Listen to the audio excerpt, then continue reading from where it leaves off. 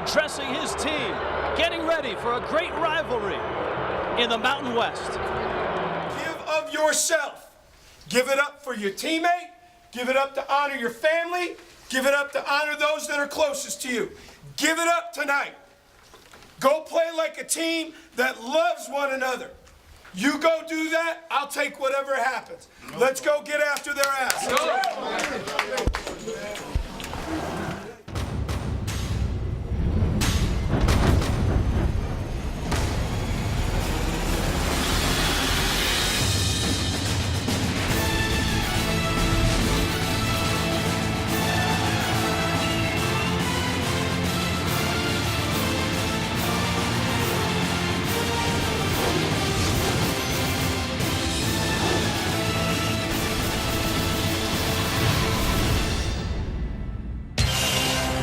Biggest little city in the world and a big rivalry in the Mountain West. And here come the Wolfpack. Boise State and Nevada. The Wolfpack at 3-1, the Broncos at 3-2. Mackey Stadium's 300th game, and of course, it is sold out. In the Mountain West, this weekend, the biggest game was Utah State's takedown of number 18 BYU, and now the attention is turned to Nevada and Boise State.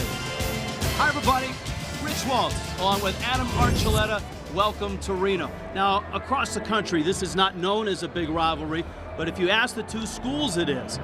I mean, they've got great history of high-stake football with incredible finishes and a healthy dislike for each other. Well, that's what it takes. That's what a big-time rivalry is. And both of these teams have played great football so far in the Mountain West, in a great position to be right there at the end of the Mountain West standings. A win tonight would be a great springboard for the rest of their season. Boise State took a hit last week, though, at Air Force.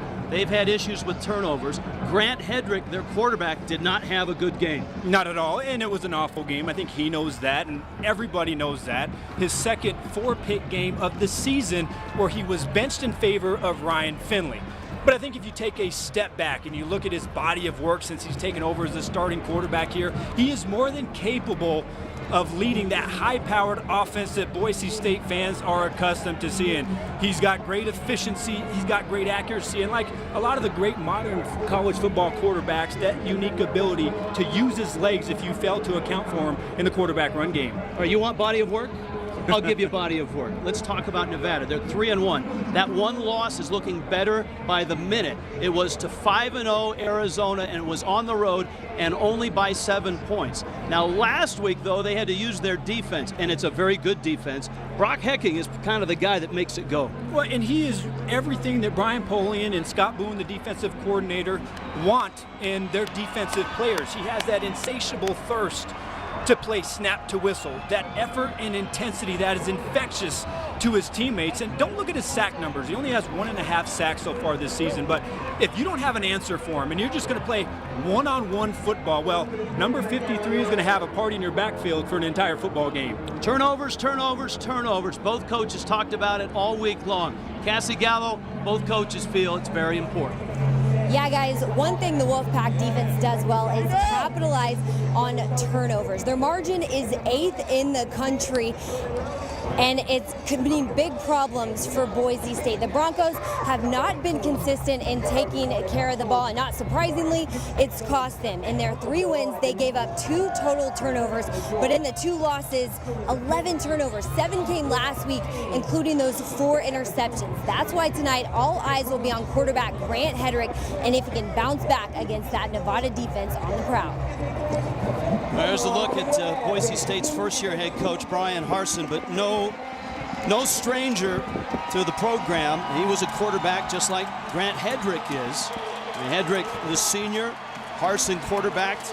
His offensive coordinator, Mike Sanford, also a Boise State quarterback, of course, taking over for Chris Peterson, who took over for Dan Hawkins. Just a terrific run by Boise State. And the Broncos will get the football to open this ball game. Mackey Stadium, there's Cody Fajardo. And of course, we just heard Brian Polian inside the Wolfpack locker room. So a very emotional night, and it always seems to be when Boise State and Nevada face off. It's been lopsided, one-sided for Boise State. The Broncos have won 13 of the last 14, but that one loss, maybe the biggest loss in Boise State history back in 2010.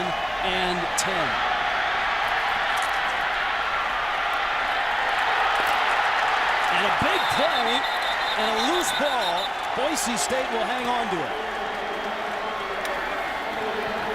Starting lineups brought to you by Chick-fil-A.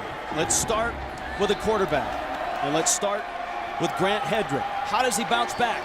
Well, what he has to do is he has to completely erase what happened last week. He's got to trust his instincts. He's got to trust his coaching, and he has to let it rip. If he comes into this game and is hesitant, well, then they're not going to be able to move that ball. He's got to grip it. He's got to rip it. He's got to play loose, and he should have a winning formula for success. Very, very good in the 3 wins. Not so much in the 2 losses.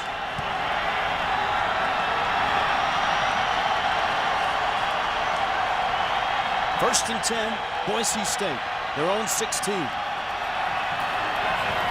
On the ground, Jay Ajayi, and he is stuffed at the 17. Ajayi, one of the more explosive players in the Mountain West Conference.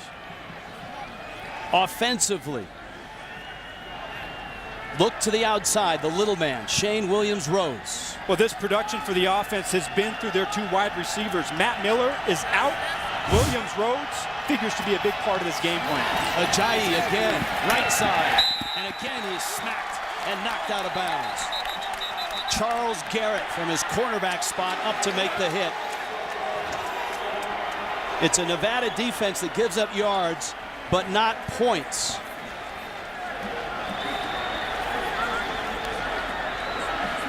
And the officials right now conferring over on the far sideline. Brian Polian wants to know. After the play was over, unsportsmanlike conduct, taunting, defense, number 9. That's a 15-yard penalty, automatic first down. That's number 9's first unsportsmanlike conduct foul of the game. Matthew Lyons, the junior linebacker. Well, you can see early, they're excited. They just went out there, made a big play. Charles Garrett at the corner, making a big stick on Jay Ajayi. And you're going to see number 9 at the very end of the play. Come in there, he's going to stand up over him, and that's where they get the personal foul and the taunting. Can't do that. Don't let your emotions in a big game like this get carried away in the first series. Polian told us that yesterday. They have to play between the whistles, not after the whistles. On first and 10, Hedrick's throw tipped and incomplete. And that has to put a lump in the throat of Brian Harsin. A hand on a ball, and a ball nearly picked off. And if someone's going to be around the ball, as you look at the Nevada defense, it's Nigel Hakens. He has played brilliantly. One of the best performances early in this season. And it was really his pick 6 last week against the San Jose State Spartans that iced the game for the Nevada Wolfpack. Second and 10. First possession. Shotgun for Hedrick. Ajayi again. And again, nothing going. Yards are tough to come by. Matthew Lyons, who had the penalty, makes the stop. Adam, keys to the game. Well, let's play master of the obvious. Boise State, Cassie hit on it in the open. Ball security, it's easy. Defense, got to hold up on the outside. Your secondary has been banged up. Big wide receivers here for the Wolfpack. For the Nevada Wolfpack offense, convert on third downs defensively, make Boise State one-dimensional. On third and 10, Hedrick scrambling, looking, throwing, man open, Burrows the catch, and he's got it inside Nevada territory, and he's out of bounds at the 42-yard line. Getting the ball down the field, important for Boise State. Heads-up play out there for Burrows, matched up with Evan Favors. He sees Hedrick break the pocket, he breaks out his route, and Hedrick is able to connect down the sideline. Ajayi now, a little softer over the middle, and he surges forward for about 6 yards.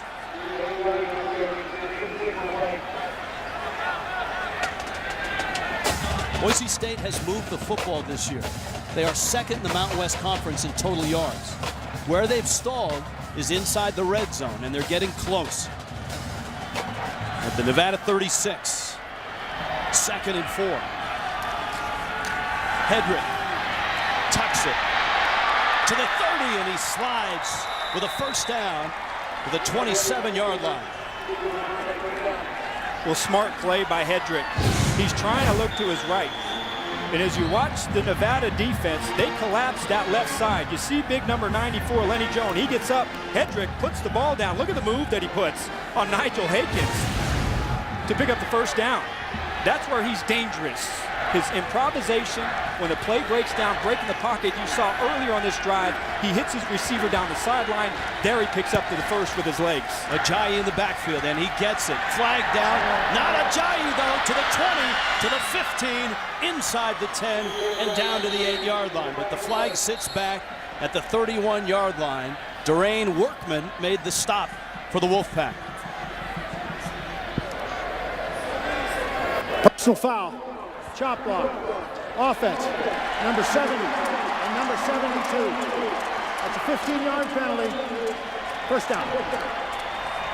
Stephen Baggett and Marcus Henry, the culpable parties. 2 personal fouls, 1 on each team. Over here on the right side, you're going to see it. I'm trying to figure out. Yeah, you see. And I don't like that call. Marcus Henry was not even engaged with the defensive end. He was climbing up to the linebacker. Feel like that's a questionable call on a post and shot. And that's coming from a defensive lineman. Hedrick tucks it again. And he's inside the 40 down to the 38. Lions with a stop, but it's a long second down and a long way to a first down. Yeah, this is easy. You're going to watch number 73, the left guard. Number 74, Archie Lewis. Kick out blocks. Grant Hedrick, he sees he has open space. Tries to pick up a little bit of extra yardage, but you're still sitting here 2nd and about 20. You got to make something happen downfield. 2nd and 22. Hedrick swings it out.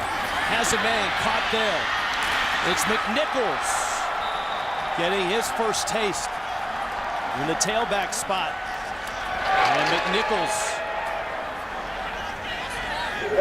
to the 27-yard line, and this will set up 2nd down and about 9.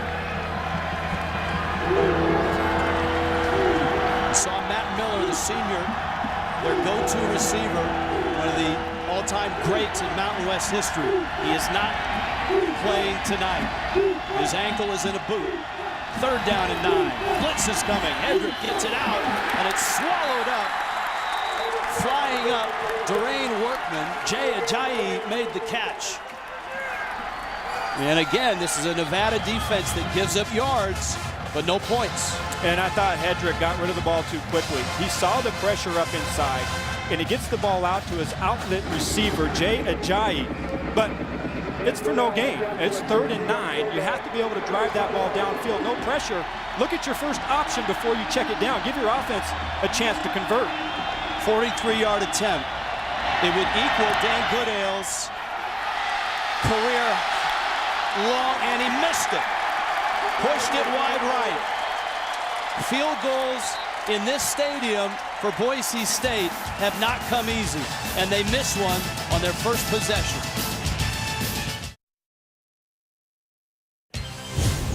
College football on CBS Sports Network is being brought to you by Bud Light, who reminds fans to stay in the game and drink responsibly. By the all-new LG G3. And by Quicken Loans, for a mortgage experience that's engineered to amaze. Sold out Mackey Stadium. Scoreless. First possession for the Wolfpack, who come in at 3-1. And they start this at their own 26.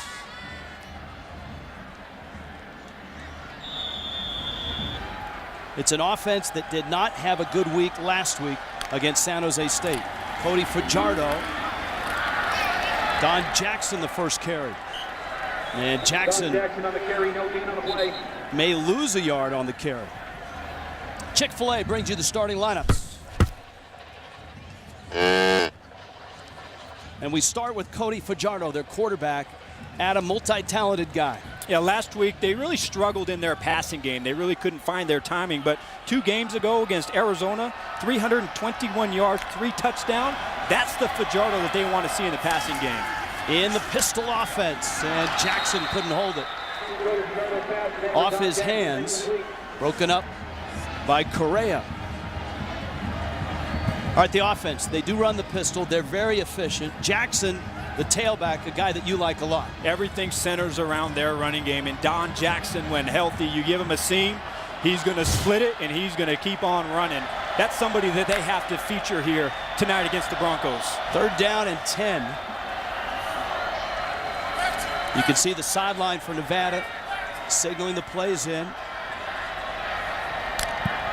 Broncos have had to adjust their defense.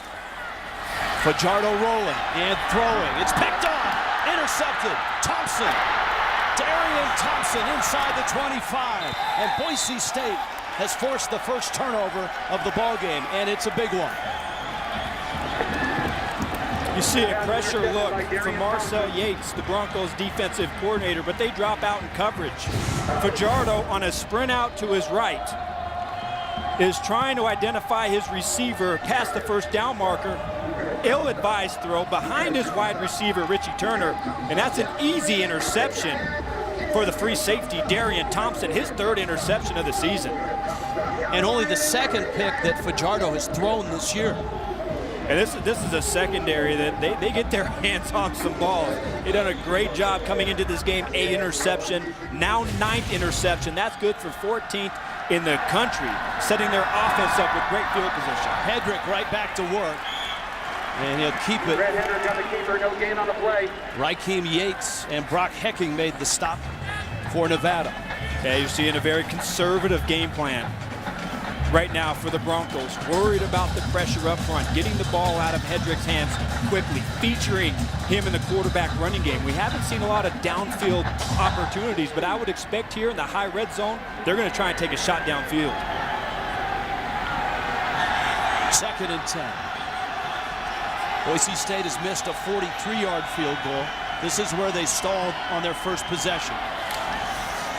Ajayi, nice move, and he backpedals to the 21-yard line. It's a gain of 6.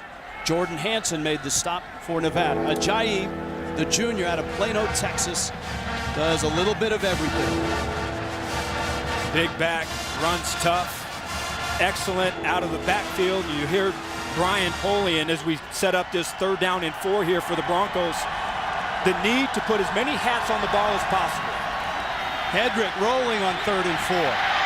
And throwing, it's caught on the sideline. Williams Rhodes has the first down inside the 10. And the Broncos in the red zone now. 1st and goal from the 9.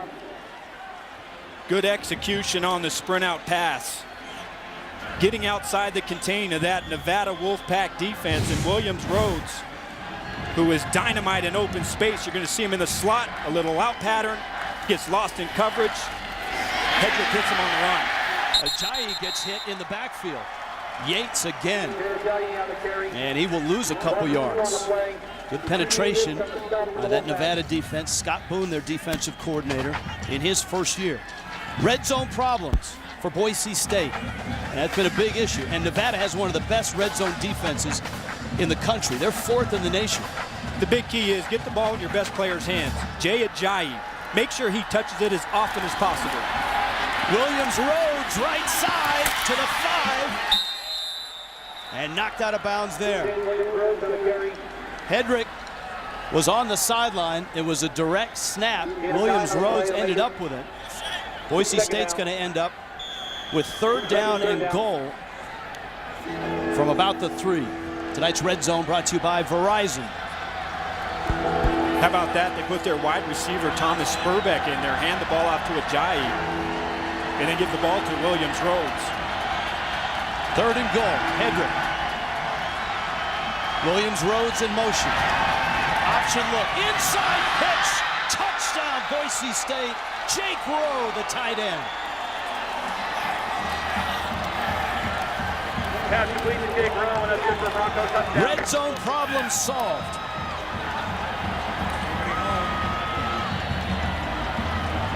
Dan Goodale is going to get the extra point.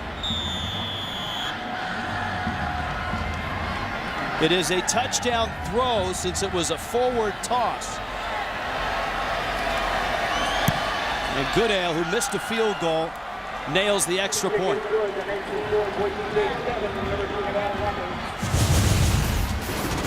Boise State on the board first at Nevada, 7-0.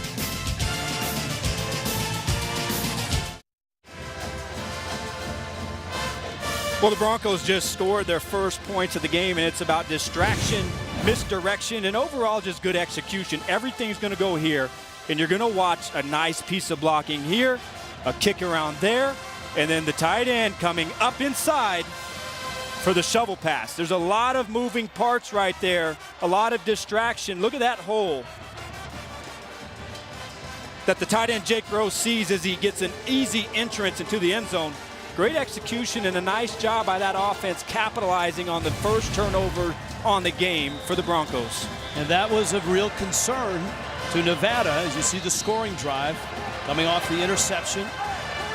And that was formations and motion. Scott Boone, defensive coordinator for Nevada, told us yesterday his defense had to adjust and had to make plays off that. Kickoff goes through the end zone, and so Nevada gets it back. Uncharacteristic turnover. Cody Fajardo, Darian Thompson's pick led to the touchdown. Fajardo had thrown just one interception in 4 games and had his biggest moments of the year against his toughest opponent. He played in Tucson against Arizona and lit him up. 321 yards, 3 touchdowns. He was 29 of 39. And that was probably his best game as a quarterback here since Brian Poling has taken over as the head coach. But to win this game, they're going to have to establish that running game. New running back, James Butler, and straight ahead he goes. Butler across the 26 and falls out to the 29. Sam McCaskill, the sophomore defensive end, got him. Now, Boise State is playing banged up defensively. They normally are in a 4-2-5, but a 4-3 with Joey Martorano getting the start at the middle linebacker spot. His first start for the Broncos. Swing pass. Jared Gibson. Lots of room. Midfield. Gibson, the tight end, into Boise State territory and out of bounds at the 43-yard line. You see this multiple times per game for college football. Gibson over here. Out behind the line of scrimmage, the linebacker out there, Tanner Vallejo, who's playing nickel spot, misses him in coverage. Big play. Big play, quick tempo. Both teams up-tempo offenses. Both teams don't spend a whole lot of time standing around. Yeah, one thing when we talked to Nick Rolovich, their offensive coordinator, they felt that we do have to push the tempo. Last week against the Spartans, we used it, and when we did, we were effective, especially in the running game. So that's something that they want to try and feature here and try and go right at that Boise State defensive front. No gain on the carry. Fajardo in the pistol. On 2nd and 10. Fajardo with time over the middle. Caught at the 15. Down to the 13. Hassan Henderson.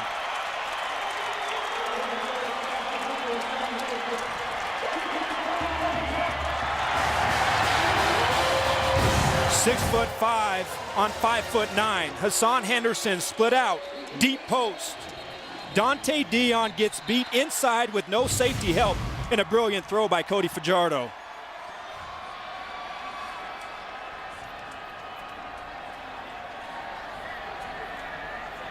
And a hard landing for Henderson as he's helped off the field. Let's send it to Brent Stover with an update. Let's go to New York now.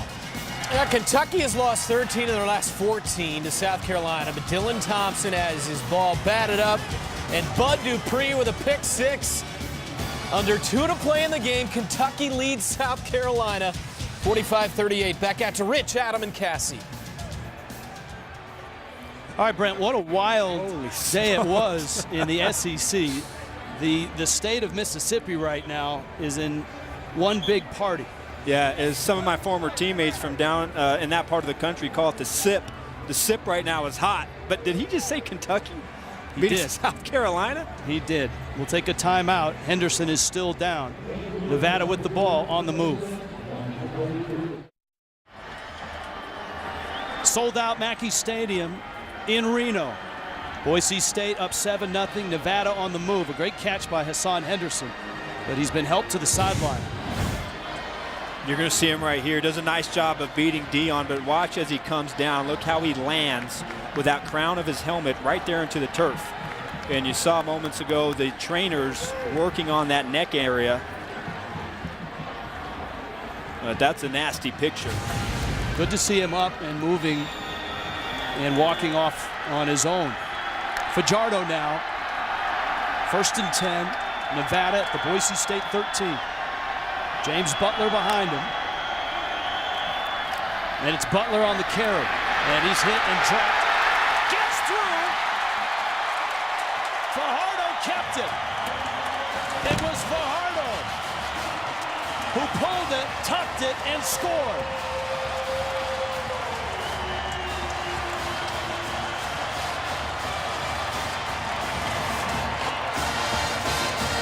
But what a heads-up play by Fajardo, excuse me. Armin Nance comes right in there, untouched, the defensive tackle to try and blow it up. And a good answer drive right there for the Wolfpack. Brent Zuzo for the extra point. And he drills it. Great ball skills by Fajardo.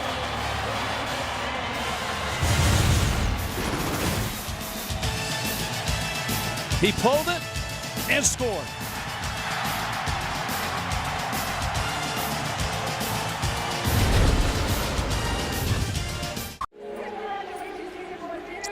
Cody Fajardo got me, and he got the Boise State defensive line.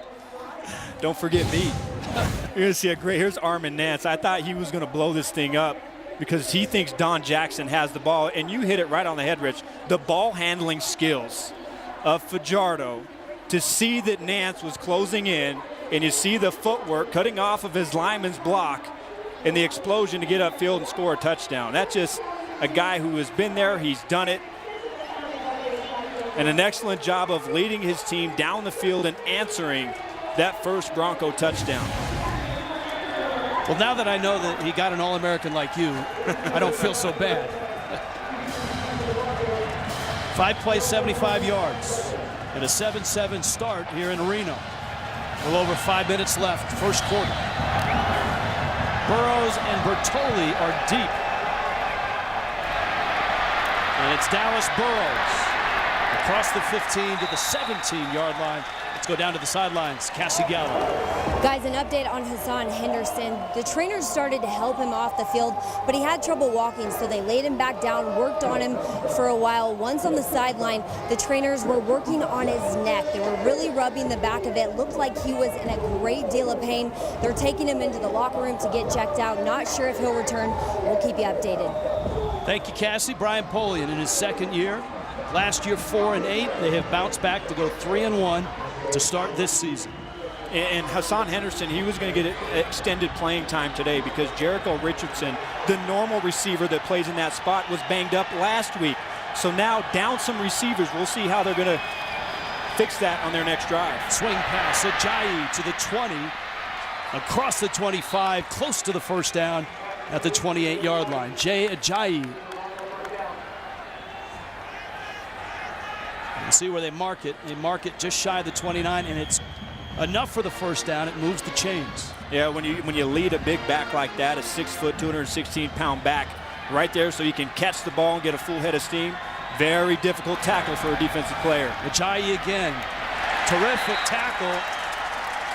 Matthew Lyons had that early mistake, the taunting, but he's made 2 real nice plays since. Yeah, just tracking his back and pressing the line of scrimmage. That's the best part. It's one thing to make tackles down in the defensive backfield, but when you recognize your keys, you press the line of scrimmage, make a play on a great back like Ajayi in a solo situation. Nice job. 2nd and 10. Ajayi again. Celesa Faremo, the sophomore out of Sacramento, California, after a 3-yard pickup. one of the players that the coaching staff singled out is a guy who has flashed and has continuously made plays. Doesn't get a lot of notoriety, but he's always making something happen. Here, 3rd and 7. The Wolfpack showing blitz, looking like they're going to drop in coverage.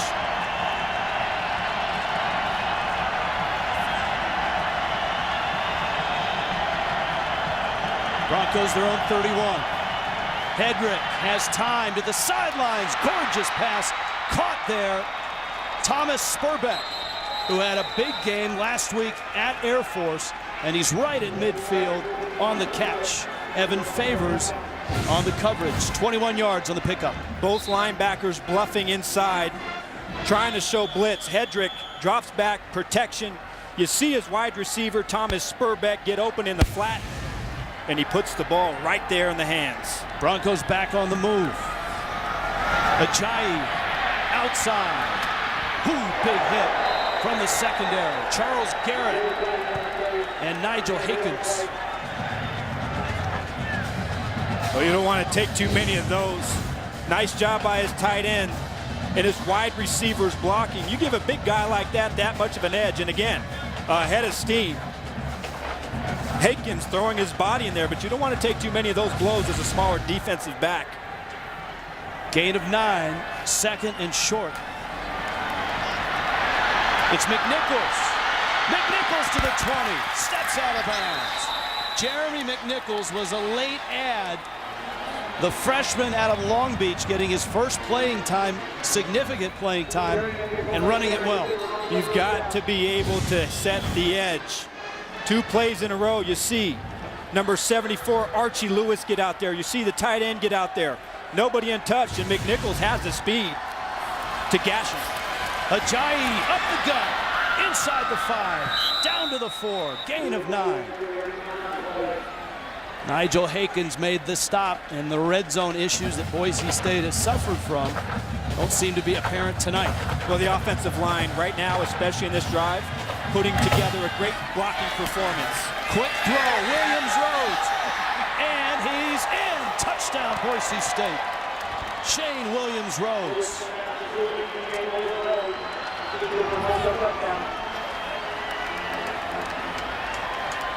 And a long touchdown drive. Grant Hedrick for Williams Rhodes, just his 2nd touchdown catch of the year.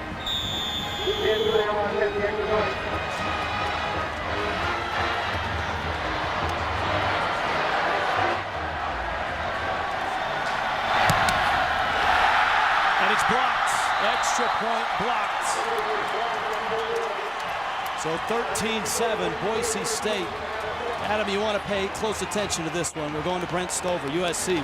Arizona State update. Brent? Yes, sir, Rich. With 3 to play, Arizona State was down 9. They get a touchdown, then a stop. Then Mike Berkovici launches up a prayer, and Jalen Strong comes down with it. His 3rd touchdown of the night.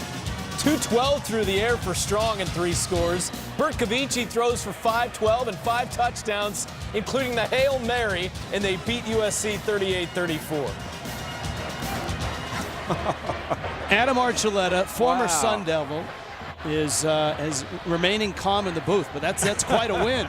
That's a big win because remember, a couple Thursdays ago, they got blasted by UCLA, the other football team in Los Angeles. And to win in that fashion against USC, that is a much-needed win for Todd Graham and the Sun Devils. Here, Boise State, a 13-7 lead over Nevada. This is a rivalry game, a lopsided rivalry. Boise's won 13 of the last 14. Of course, Nevada had a big win back in 2010. It still sticks in a lot of Boise State fans' memory banks. Mitchell, 5 yards deep, and it will come out to the 20. Next Thursday, your football week starts here. Indianapolis Colts, Houston Texans in the AFC South. Jim Nantz, Phil Simms, Tracy Wolfson. Big time matchups go prime time. Thursday Night Football on NFL Network and CBS. There's your AFC South standings. Houston at Dallas. Indianapolis has Baltimore. All lit up is Reno, Nevada. Biggest little city in the world. The Wolfpack down by 6. Cody Fajardo rolling, throwing quickly.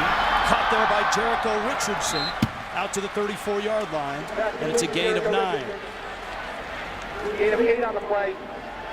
Now, many would pronounce his last name Fajardo. He pronounces it Fajardo. And he said he does that because as a youngster, everybody mispronounced it. And he said, I'm just going with Fajardo. It gives him personality. I like it. Fajardo in trouble to the sidelines, has the first down, and is out of bounds at the 42-yard line.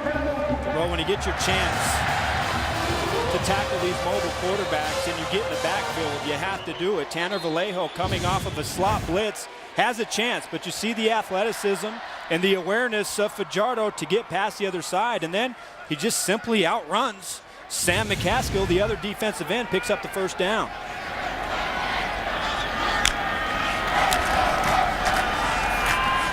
Jackson out to the 42 as we approach a minute left, first quarter. Lots of offense. That's not a surprise. These teams have combined for over 250 yards of total offense already. Yeah, both teams trying to establish the running game, and you saw the Broncos doing just that in that last drive, and that's why you saw them go down the field. Now for the Wolfpack, they want to establish the run, but so far in this game, the inside running game is getting clogged up by that Bronco defensive front. The Wolfpack has to attack the edges. 2nd and 8, Fajardo on the edge. Fires it, it's caught at midfield. Jericho Richardson, the receiver, he has the catch, and he's got the first down. Yeah, good catch on the sideline. You're going to see him right there, number 84, break out. You see him settle down, put those 2 feet in with Darian Thompson on his back. Good job by Fajardo, rolling to his left, throwing on the run, and putting that ball right there. Just inside Boise State territory. Nevada on the move, down 6. Fajardo keeps, slides, and is hammered. Loose ball, Boise State ball. Gabe Perez with the hit. Broncos recover, and the second turnover by Nevada. Well, this ball comes out before he's hit. Oh, I think they're going to review that. Oh, yeah. His knee is down. He's well into his slide.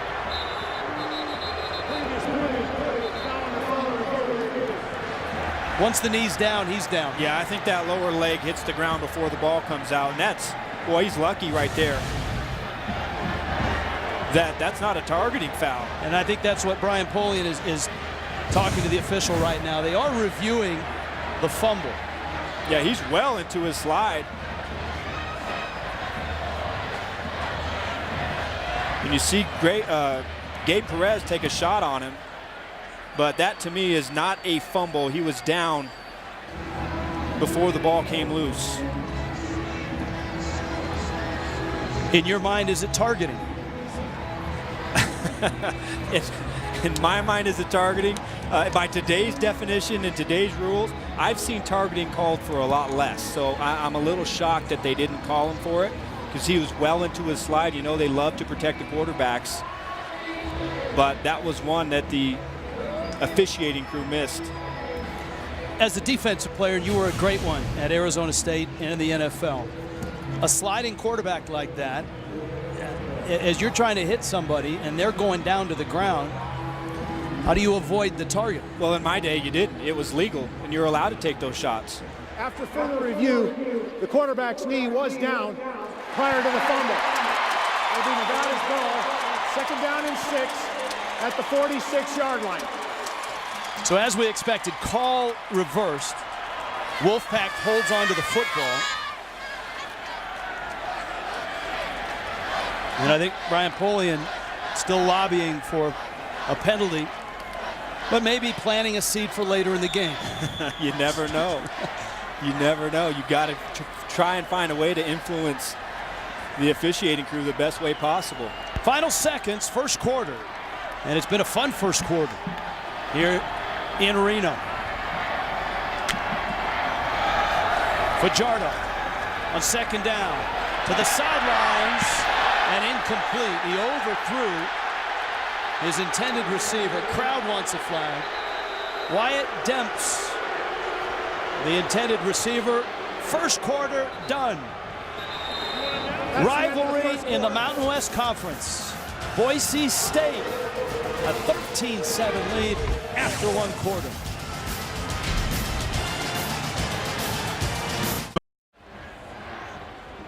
In the Mountain West Conference tonight, Boise State and Nevada 13-7. Broncos on top. Nevada moving in Boise State territory, but faced with a 3rd down and 6. Yeah, very poor last week, and it was their inability to beat man-to-man coverage. This doesn't seem like a man coverage situation. See what Nick Rolovich comes up with.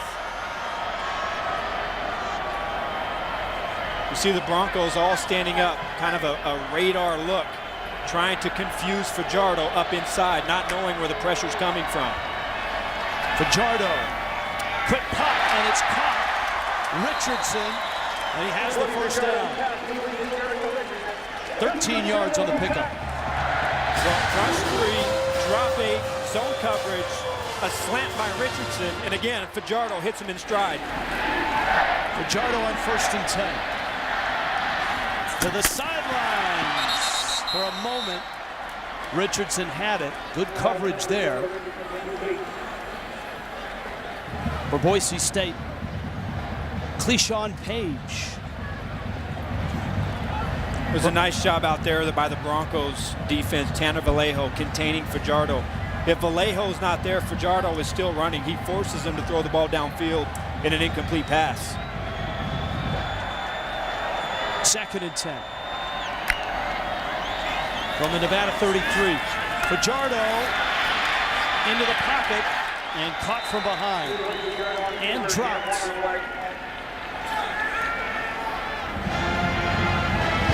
Marcel Yates bringing pressure off of the left side. Puts the running back, Don Jackson, in a bind. 2-on-1. He doesn't know who to block. You see that right there. Fajardo, too much pressure. He tries to escape, but a nice job inside to get him down to the ground. 3rd down 9. Fajardo, middle, cut, 1st down, inside the 10. Wyatt Demps, 22 yards on the pickup. Boy, what a strike. Right inside, right in the middle of the hash marks. You see Fajardo set up. He steps into the throw, fires a bullet right there over the linebacker. Big pickup again on 3rd down. Driving the ball downfield. Right in the middle of that Bronco defense. You see Demps, he's in there after the injury to Hassan Henderson. 1st and goal from the 9. Fajardo, touchdown, Gibson.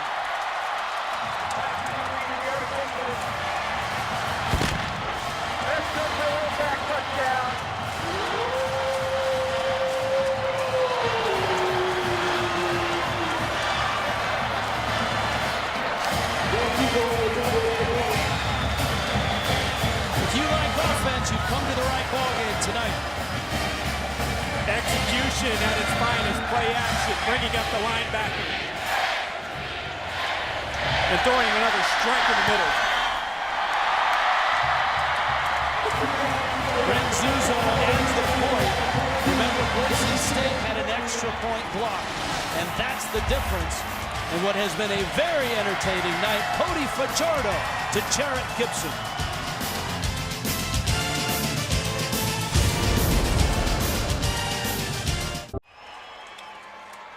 Tough night for defensive coordinators. Marcus Yates in the middle, Boise State's D coordinator. And it's just good execution by both offenses. Fajardo's reading the linebacker right here. He's going to fake the play action, and if the linebacker steps up, he's going to hit his tight end right behind. And if the linebacker doesn't step up, he hands that ball off. But you see the inside linebacker, Martirano, step up. Gibson is wide open inside in the middle. And that's a soft spot in that secondary that I think the Nevada coaching staff has identified as somewhere they want to attack. Marcel Yates The defensive coordinator for Boise State. Scott Boone is the defensive coordinator for Nevada, and neither defense has had much success stopping the other offense. That's Dallas Burrows, who's deep, and Brent Zuzo about to kick it away for the Wolfpack.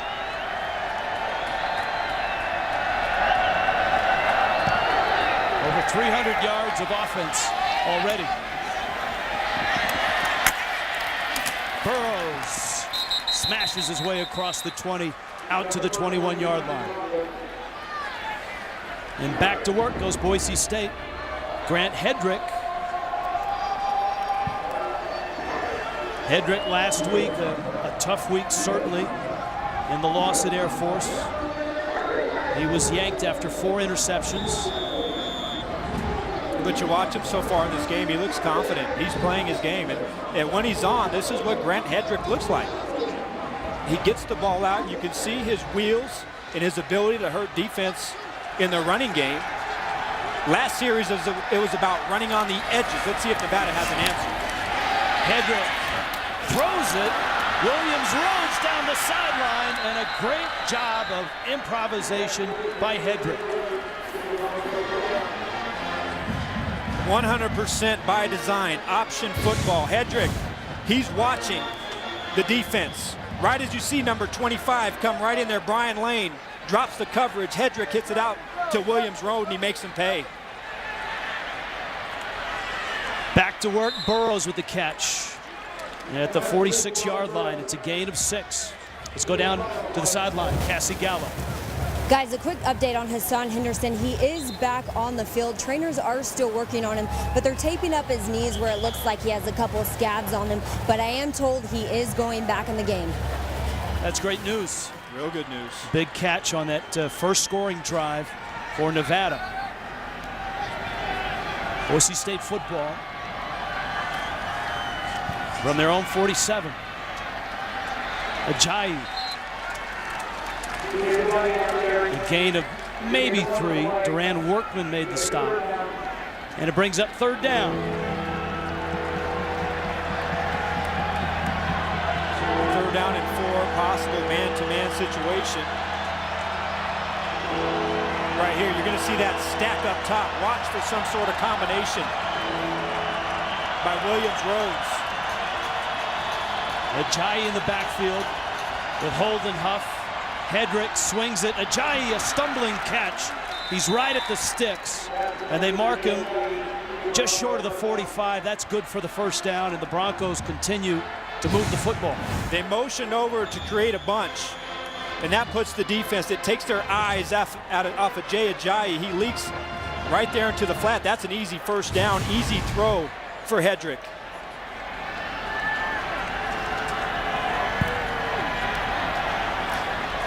From the 45, a little toss inside Jeremy McNichols.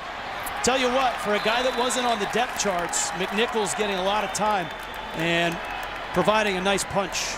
You can see he has speed. They're trying to work him on the edges. He's going to come across in motion, give him a head of steam. He gets a nice block by his tight end, Jake Rowe. And the Wolfpack, again, having a hard time dealing with speed on the edge. Scott Boone, Nevada's defensive coordinator, with a concerned look. From the Wolfpack 28, Hedrick keeps it and finds himself nestled down at the 22-yard line. A gain of 7. Raheem Yates made the stop. Yeah, you see Mike Sanford, the offensive coordinator, going to the running game. You know, trying to massage that defense, trying to slow down the tempo of this game, give his defense a little bit of a rest. A 2nd and 4. Ajayi hitting the backfield, sheds a couple tacklers, and gets to the 26-yard line. He's going to lose 2 yards. Yeah, penetration. Raheem Yates, the defensive tackles, giving a swim move, getting into the backfield, and getting to Ajayi before he's able to pick up a full head of steam. Now that puts this offense at 3rd and 7. They just converted a 3rd down and 4. A lot of space up at the top. Look for a slant. Hedrick out of the pocket to the 20. Has the 1st down. 18-yard line. And the Broncos move the sticks again. Not only keeping him inside the pocket, but he is really good. If you watch him over the course of his career, stepping up and making plays with the inside scrambling ability. From the Nevada 18. And a timeout. I think Scott Boone, first charge timeout, and Brian Polian Nevada just want to give their defense a rest. So we'll step aside. Everybody, catch your breath. Boise State on the move. Boise State quarterback Grant Hedrick, his head coach Brian Harsin, former Boise State quarterback. Now, they are moving the football. The guy in the blue shirt, though, is not part of this, and that's even more impressive. When you don't have Matt Miller in your offense and you're moving it like this, you're really doing something. Yeah, he's been the one guy, the one stalwart of this offense, as you see. 244 career reception. He has 8 100-yard receiving games. When you look at this offense, it's a combination of he and Williams Rhodes, and not having that consistent performer out there makes life a little bit more difficult for Grant Hedrick, but not that difficult so far. Our icy hot injury report: Miller out for the game, ankle injury. 1st and 10, Boise State from the Nevada 18. Hedrick has had an outstanding start to this game. Ajayi, nothing there. Back to the line of scrimmage. Dupree, Roberts, Jordan made the stop. Look at the numbers that Hedrick has put up so far. And you see, it's a conservative game plan. A lot of his passing attempts are getting him out there on the edge, giving him some clean reads, not making him do too much, because that would be catastrophic for his confidence to come in here with a sophisticated passing game and follow up a 4-interception performance with more turnovers. 2nd and 10. In the red zone, once again, is Boise State. Ajayi over the left tackle, maybe a yard.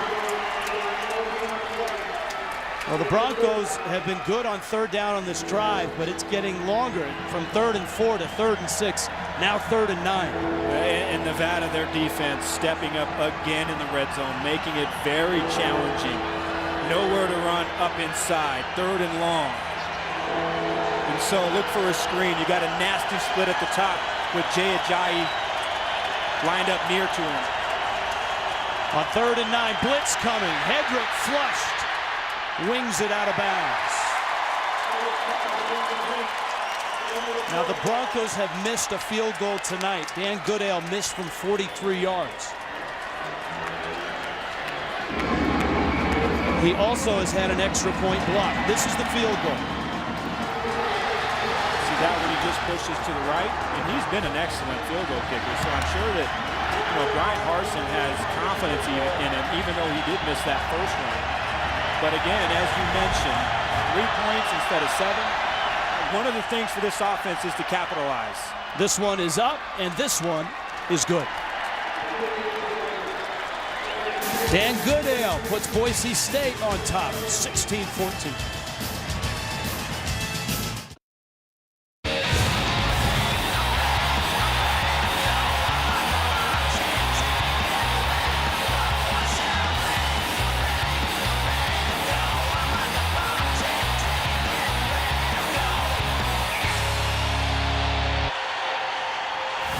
Almost 400 yards of total offense already in this ball game. 9 minutes left in the first half. Boise State up by 2. Rich Waltz, Adam Archuleta, Cassie Gallo in Reno tonight. Rivals in the Mountain West. These two teams have played some epic games with fantastic finishes. And this one off to a fast start. Elijah Mitchell, Kendall Brock. Deep for Nevada. And a deep kick ends up in the seats. Series history presented by Bud Light. What will happen next? Now lopsided right now. 13 of the last 14 Boise State has won. It's the 41st meeting. But that one win that Nevada has in the last 14, maybe the biggest loss in Boise State history, was that night in 2010 when Boise State came in at number 3 in the country. Nevada was number 19. And Nevada took them down in overtime. And they've kind of followed each other, Adam, from the Big Sky to the Big West to the WAC into the Mountain West. Yeah, and that's really kind of what makes a rivalry. I think back to my days playing against the Arizona Wildcats. It's always the team that knocks the team out from doing something great. Ooh, speaking of knocked out, loose ball. Boise State has it if it's a catch. I'm not quite sure that this was a catch. I'm not sure that James Butler was able to make a football move. Flags are before thrown. Contact was made.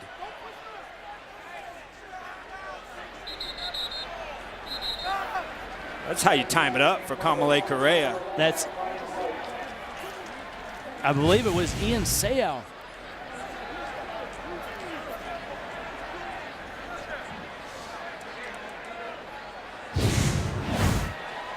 No, you're right. It is Correa, the sophomore. A great recognition, timing it up, making contact right there. All right, the question is catch or no catch? There is no foul on the play. Second down. I don't think that was a catch. I don't think he was able to make a football move while he had possession of the ball. Kamale Correa, the sophomore out of St. Louis High School, one of the great high school programs in Honolulu.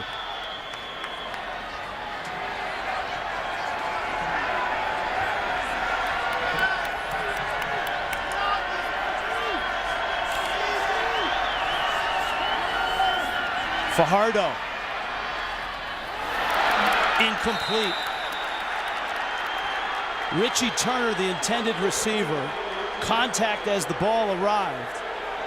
And for Boise State, Cleshon Page on the coverage. Yeah, he's been banged up a little bit too, playing tonight opposite Dante Dion. And you see Yates brings pressure and pulls up Fajardo. Watch the timing right here. Does he make contact? A little bit early, going over the back.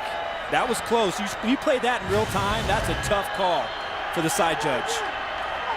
Third down, 16. Fajardo, blitz coming to the sidelines. Henderson back in the game, makes the catch at midfield. 30 yards on the catch. This is all about size. Hassan Henderson, former quarterback. Tempo right now, look for a quick run. Jackson inside Nevada territory. Remember, he left in the first quarter after being injured. Hassan Henderson. Tough matchup. Jonathan Moxey, 5'10", against 6'5". This is a jump ball. You see Henderson in traffic, contested catch, using that body and coming down with a catch. Nick Rolovich was a quarterback himself at Hawaii.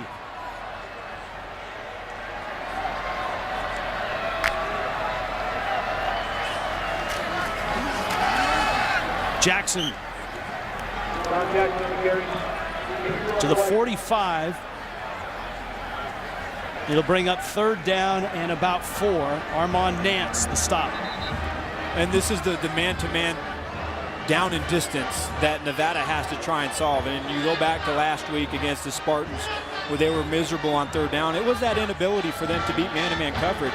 They felt like they really practiced this week on trying to beat press, trying to create those crossing lanes to be able to pick up those crucial first downs. Brian Polian and the Wolfpack faced with 3rd and 4 just inside Boise State territory. Quick slant. Henderson again breaks free, 20 to the 10 and out of bounds. 35 yards on the pickup. It's a tight window for Fajardo to fit the ball into. You've got dropping linebackers. You see number 54 right there on the screen. And then Henderson using that big body, splitting 2 defenders and picking up yards after the catch. I mean, he's having a heck of a night. That's Jonathan Moxey again missing the tackle after getting victimized for the big play on that third down before. Joey Martirano had to run him down and save a touchdown. There's an injury right now. A Boise State player is getting up. That's Ben Weaver, the sophomore linebacker. So So the ball sits just outside the 10 at the 11. 1st and 10. And Nevada trying to answer Boise State's last field goal. And you can see Marcel Yates not confident in man coverage against these wide receivers, playing a lot of zone, especially on 3rd downs, and quite frankly not having any success against Fajardo tonight in those zone coverage matchups. Henderson on the sideline. Jackson in the backfield. And it's Jackson.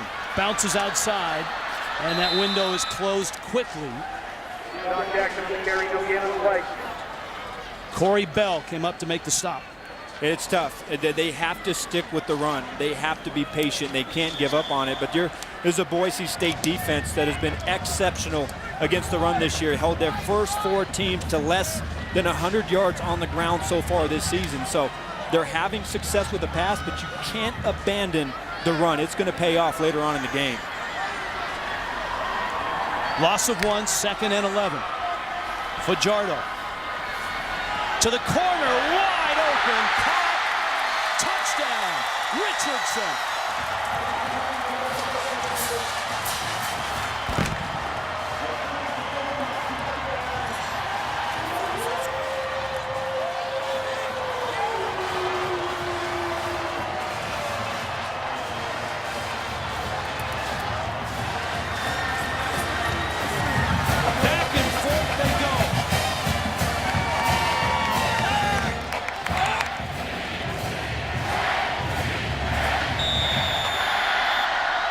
Busting coverage, Cleashon Page comes off of his man, Jericho Richardson. Easy throw and catch for a touchdown for Fajardo.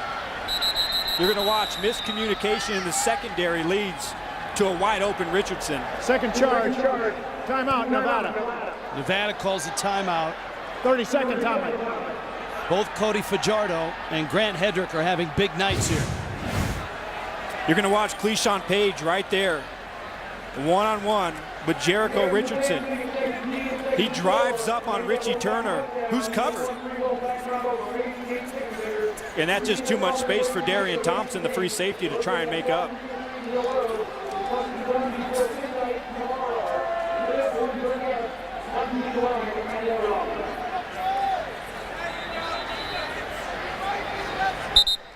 Fajardo has thrown for 2. Hedrick has thrown for 2. The Wolfpack had to burn a timeout before a decision to make here. They're up 20-16. Boise State has missed an extra point in the exchange.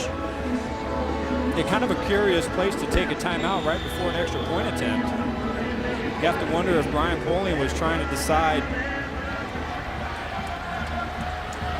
to go whether or not to go for 2.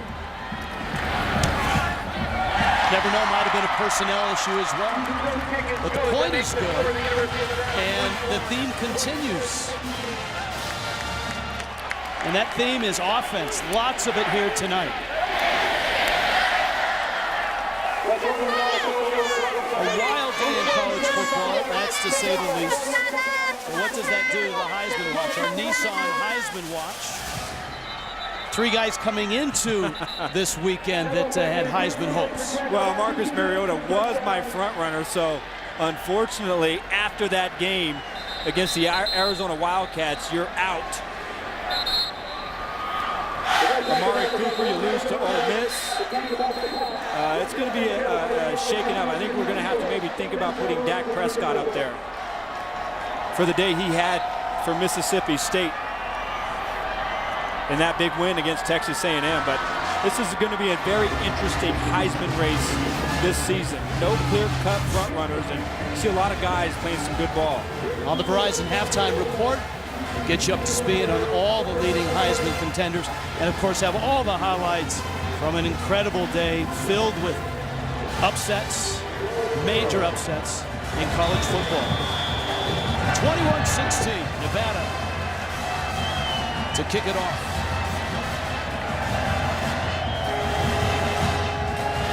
Brent Stover, Christian Fourier, getting ready in New York. Burrows decides to bring it out. Not a great decision.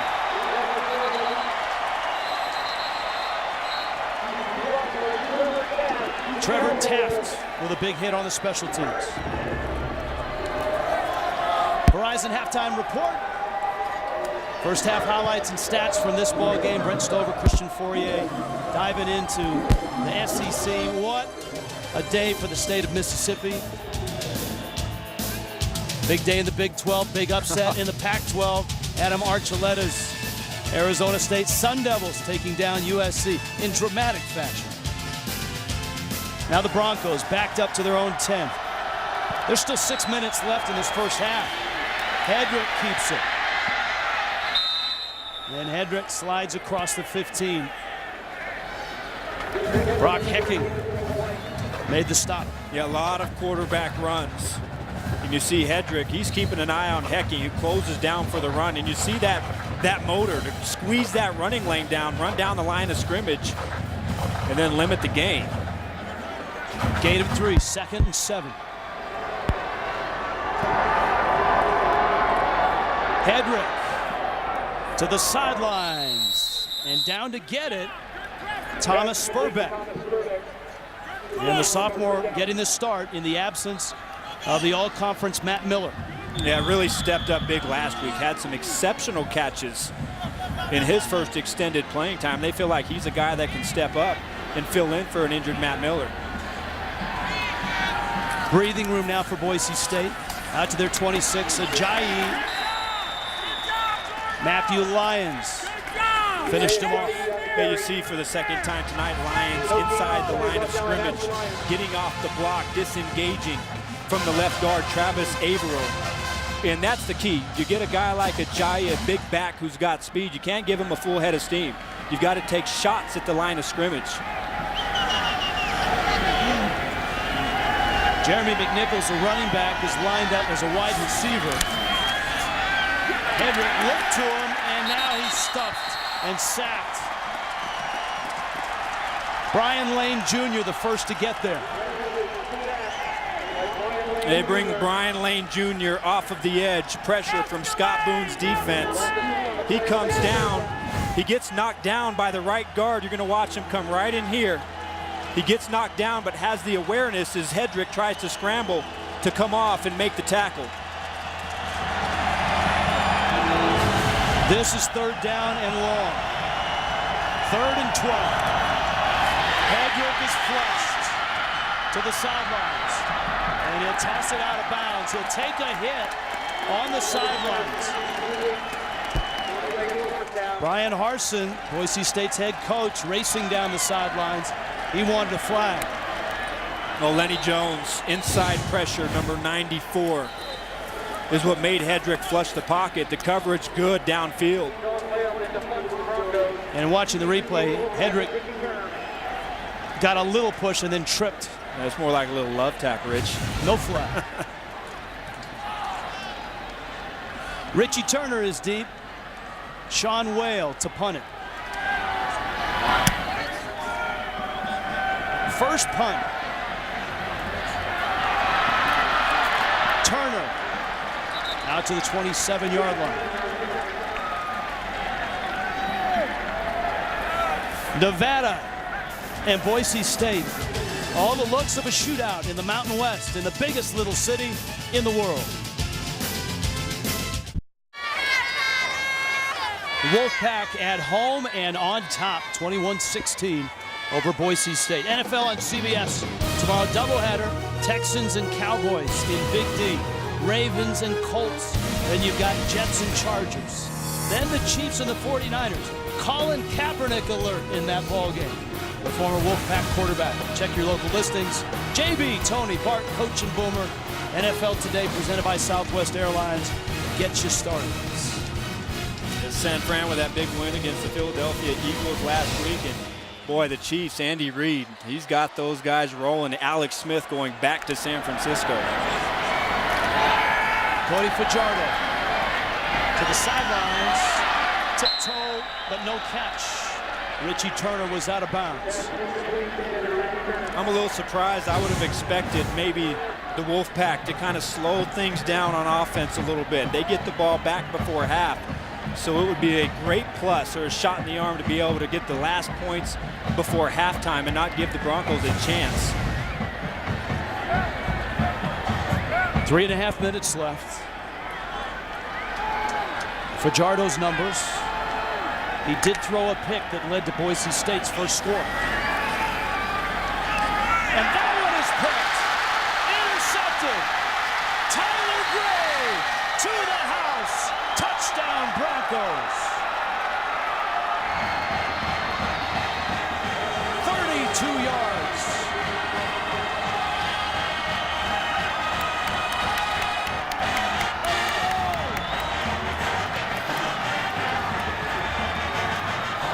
Gray, just exceptional pressure off of the edge. Fajardo thinks he has a hot, but Gray floats right over there to the vacated space, keeps his eyes on Fajardo, comes away with a pick six. Perfectly played and executed.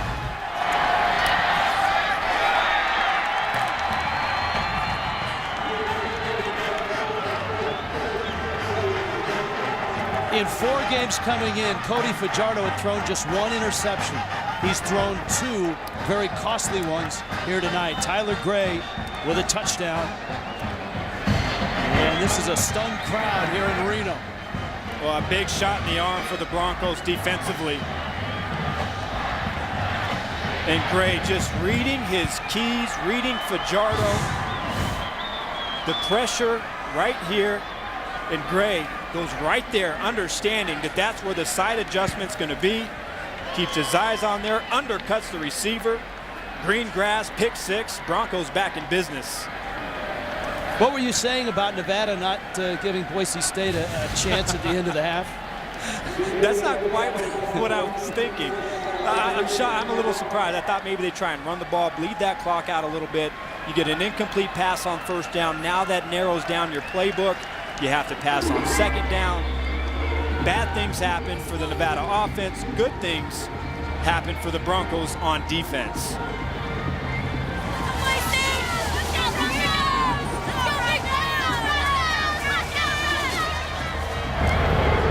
Elijah Mitchell is deep.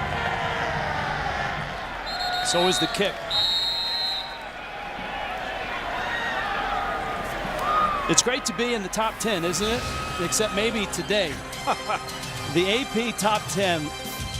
Well, Florida State had an easy one. Oregon obviously coming into the weekend taken down by Arizona. What a stunner. Ole Miss, a terrific game. What a scene in the Grove. TCU beating Oklahoma. Texas A&M going down in Starkville. And I thought that, from the eye test, the 3 most complete teams in football were Oregon, Alabama, and Oklahoma coming into this weekend.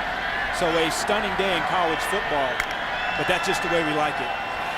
1st and 10 on the ground. It's Butler out to the 30. Now what's your mindset if you're Brian Polian and Nevada after that pick? Well, you have to bleed the clock. I understand you haven't been able to run the ball, but now you've just given Boise State a chance to get the touchdown.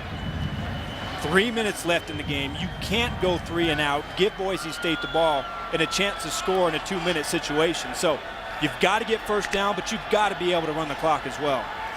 2nd and 5, play action. Fajardo over the middle, right at the sticks. Jared Gibson, who has a touchdown catch, has the first down. It'll move the chains. Now that pick six, that changes the complexion of this game. I mean, what a big needed boost for the Broncos to step up defensively. After the last couple of series, the Wolfpack have had no problem going down the field and scoring.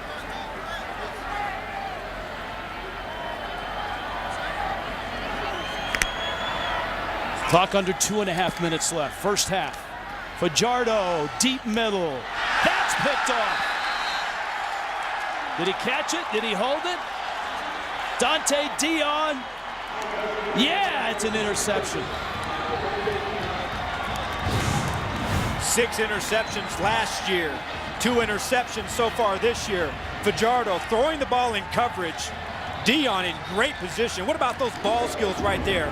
The ball goes through Hassan Henderson. Dion has the awareness, the instincts to get his hands up and come down with the interception.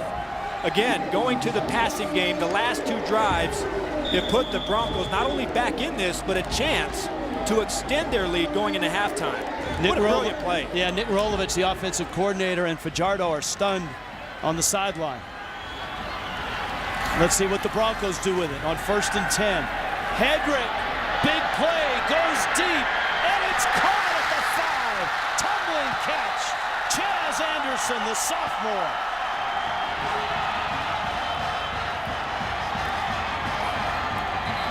"54 yards, 1st and goal from the 4.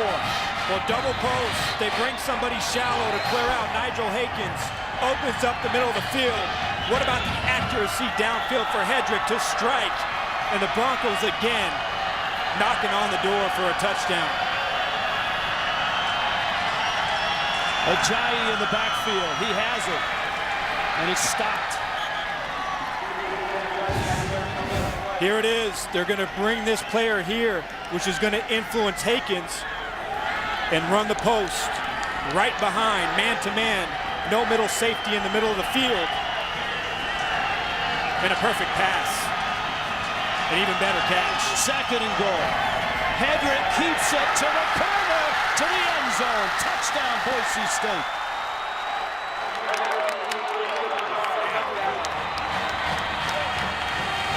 What a sequence of events for the Broncos.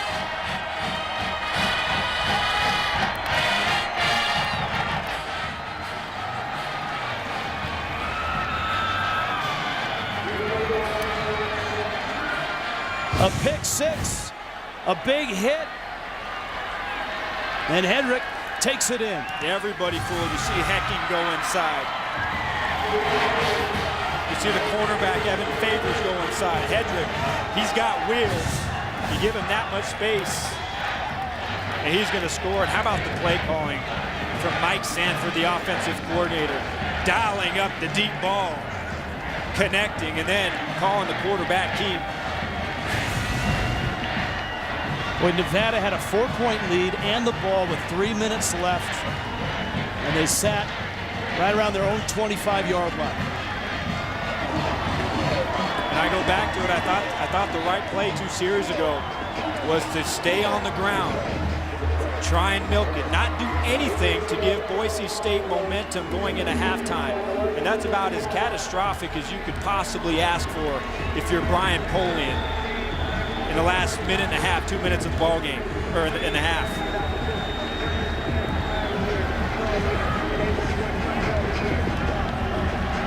So it's a 9-point Boise State lead.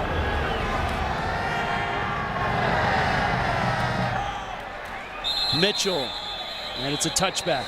Now last year, Boise State and Nevada, the Wolfpack had a halftime lead of 17-7. Cody Fajardo actually in this ball game, and it was a coming out party for Grant Hedrick as well. Jay Ajayi had a big time game, 222 yards, including a 71-yard touchdown.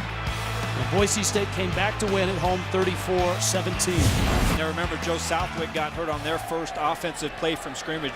Grant Hedrick came in, had a really good day. I think he 18 for 21, added another 120 yards on the ground. But it was the Broncos in that running game just overpowered Nevada defensively. They led them to run away in that ball game. And here, just the worst possible situation for Brian Polian and the Wolfpack to go into halftime. So I ask you a third time now for Nevada. Offensively here, they keep it on the ground and they bust one. Jackson across the 40. Clock will stop. It's a first down. It's a 13-yard pickup.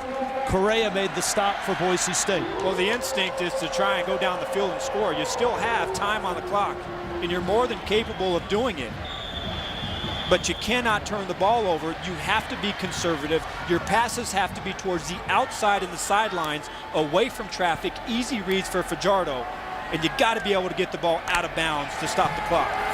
Blitz coming. Fajardo with time. There's the sideline. There's the catch. It's Turner into Boise State territory, out of bounds at the 31, 27-yard pickup. Pass protection exceptional. Fajardo has time to let Richie Turner run his route, gain the separation. Nice job connecting, getting out of bounds, and stopping the clock.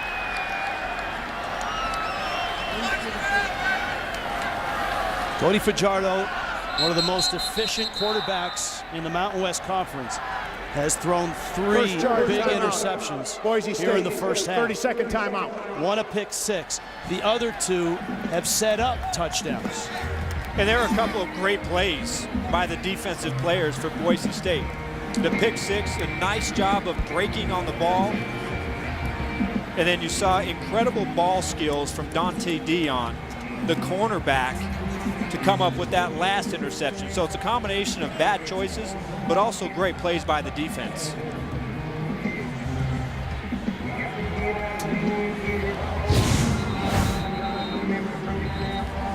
Off coverage, Richie Turner. Nice speed out, ran on Jonathan Moxie. Fajardo hits him, gets out of bounds. See, Fajardo takes a little bit of a shot. Not too bad. But now you got a chance. Now you got a chance to score points. You're in striking position. You had a positive play with Don Jackson up the middle on a run. Explosive play downfield to Richie Turner. You just got to avoid the catastrophic turnover. Fajardo in trouble, and he's sacked. A huge loss. Back at the 50. That's a 20-yard loss. Tanner Vallejo.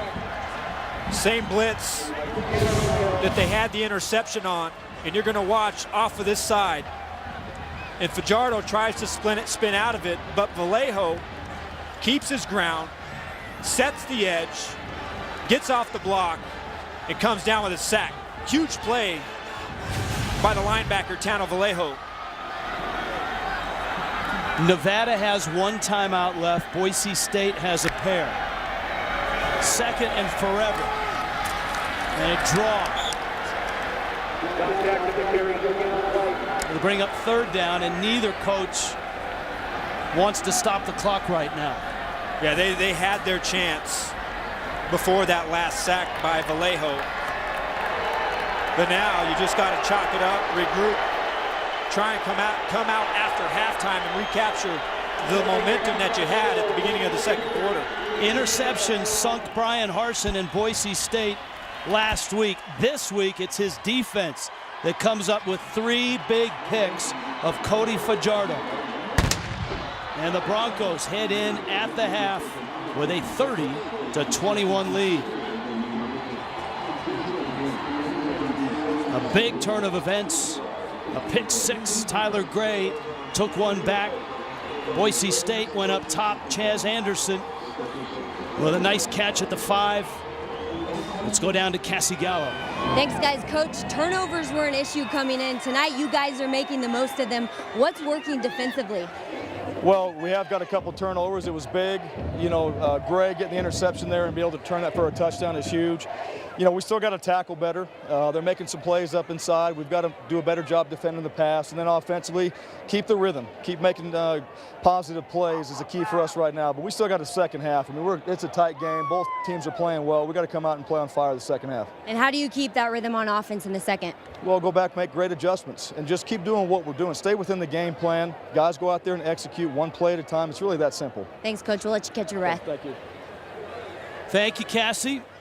Brian Harsin and Boise State, a 9-point halftime lead in the Mountain West.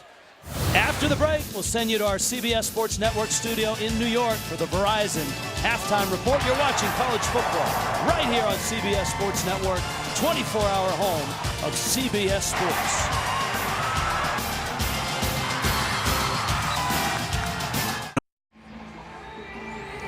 Lots of offense in the first half in the Mountain West. In Reno, Boise State a 9-point lead, 30-21. Rich Waltz along with Adam Archuleta. This was a track meet going back and forth until about 3.5 minutes left, and then all of a sudden some big plays by Boise State's defense took over. Yeah, both teams came into this game wanting to establish the run. Well, they haven't been able to do that. It started off both quarterbacks hot, both Grant Hedrick for Boise State, and again, Cody Fajardo for Nevada, moving the ball down the field, but then it all fell apart. The pick 6 right before halftime broke the game in Boise State's favor. They followed up an exceptional interception again, sets up another touchdown, and what should have been a comfortable lead for Nevada going into halftime, now they got a lot of catching up to do. Well, if the first half is any indication, they've got the firepower to catch up because both teams moved the football. Yeah, both quarterbacks started out extremely well. Grant Hedrick starts it off with a little shovel pass to his tight end. He flips it out to his speedy wide receiver, Shane William Rhodes, and then the quarterback keep for his last touchdown. And for Nevada, it was kind of the same thing. Early in the game, and especially in that second quarter, Fajardo really started to find his groove. Excellent run up the middle on the quarterback keep, but this is where it all fell apart. Big pick six to the linebacker Tyler Gray with 3 minutes and 24 seconds left in the half. The next series follows it up with an interception to Dante Dion, and that leads Boise State to another touchdown. And then they got into scoring position where they had a chance right before half, but an ill-timed sack thwarted those chances, and here we are. Boise State with a 9-point lead at halftime. Quicken Loan's first half stats. Look at the total yardage for both teams. Nevada 260, Boise State 303, but the points off turnovers, the pick six, and then 2 interceptions that set up touchdowns. And you talk to, Brian Harsin and the Broncos, that's what they had to deal with last week. Of course, talking about the 4 interceptions, 7 turnovers against Air Force. But when you can take those turnovers, not only turn them into points, but turn them into touchdowns, it's a big shot in the arm, big reason why they're up 9 points at halftime. What a change of scenery for Boise State. On the road at Air Force, a turnover fest in the loss, the 2 touchdown loss last week. Here on the road again in Reno, 9-point halftime lead fueled by 3 picks. Let's go down to the sideline. Cassie Gallo. Cassie? Guys, just talked to head coach Brian Polian. He said his offense needs to stop shooting themselves in the foot. I asked him about Cody Fajardo and how he needed to settle down. He said he's not worried about him, that those 2 picks didn't belong to him. On defense, he said that his team needs to do a better job of lining up and a better job of communicating, guys. Well, Brian Polian leans on his dad for a lot of things. Of course, his father, Bill, in the NFL, an incredible career as an executive.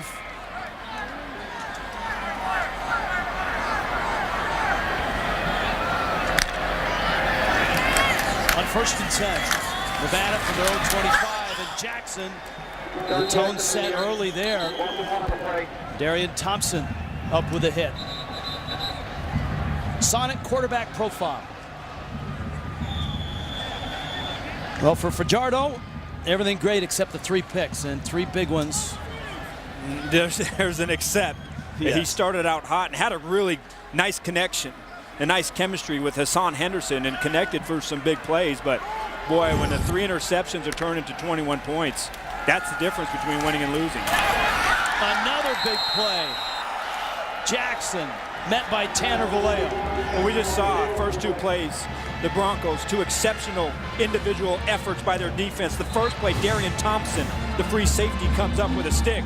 And then Tanner Vallejo playing outside, getting off the block of Richie Turner and putting his face right in the thigh board for a tackle for a loss.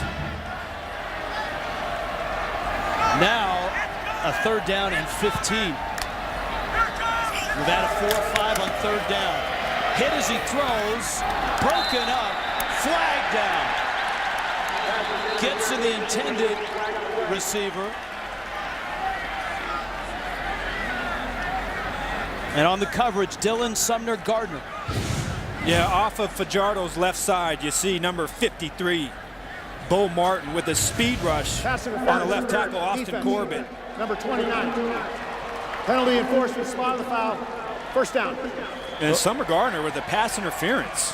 This is a 3rd and 15. Let's take a look and see what happened. You see he was all over him on the tight end, Jared Gibson. Big mistake. And a big break for Nevada. Yeah, very big break. Talk about going 3 and out in your first possession after halftime, giving the Broncos great field position. Now they get another shot. Fajardo, pocket collapses, fires it, and it's caught and picked off. Darian Thompson, 4th of the night for Fajardo. He tried to throw it away, but Thompson caught it before he went out of bounds. The pressure on the outside right here. beating the block of, I believe that's Don Jackson. Number 36 coming inside Tyler Gray, forcing to Fajardo until an awful decision. Was an interception. The previous play is now in the front of the review. They will review the interception, but it certainly looked like, at least at first blush, like Thompson, for the second time tonight, has an interception. It's an awful decision. See the free safety right there? Yes, he gets that. Excellent ball skills to come down with a pick. And what about Tyler Gray? He had the pick six before halftime that broke it open, and then the pressure off of Fajardo's left side, beating the block of Don Jackson, forcing a terrible pass. And the Broncos defensively opportunistic.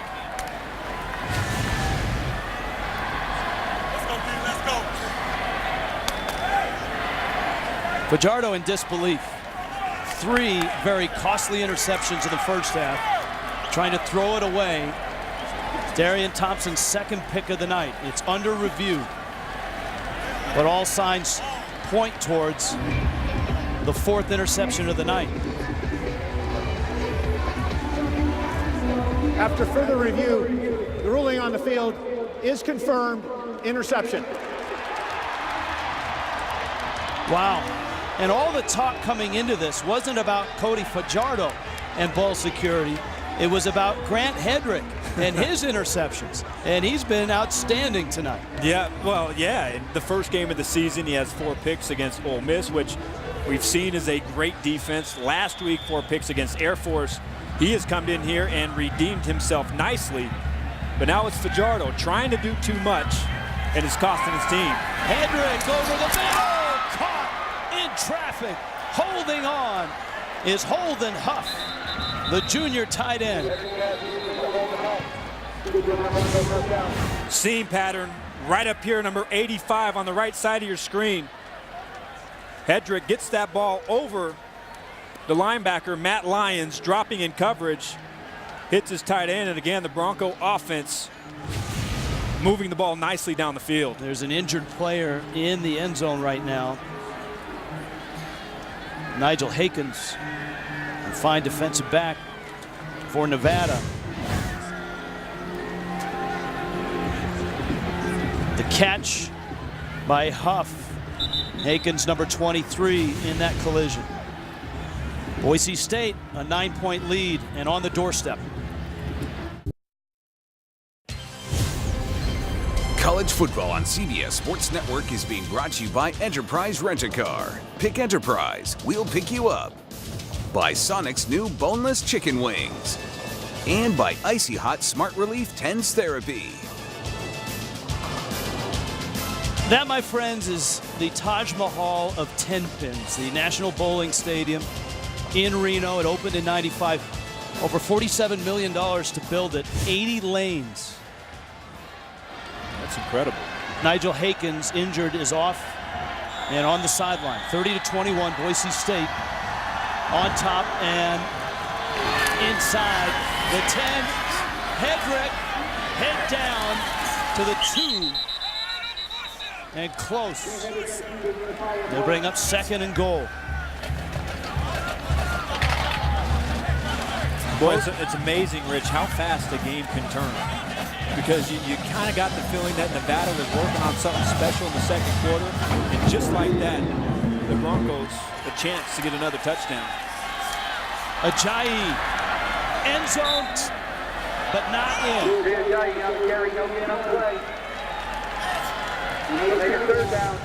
Teammates thought he was in. Ajayi thought he was in.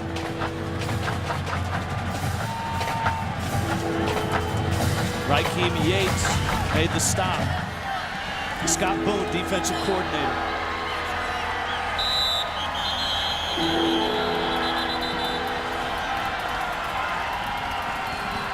Now Ajayi motioning to the sideline. He wanted. The previous play is under further review. The ruling was the runner was short of the goal line. That's exactly what he wanted. He wanted a review. So it's a challenge. It's under review.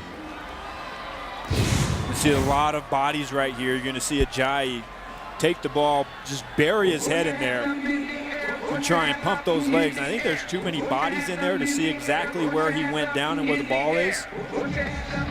There has to be indisputable evidence. You see there at the end, the ball sneaks over the goal line, but the question is, when does his knee go down?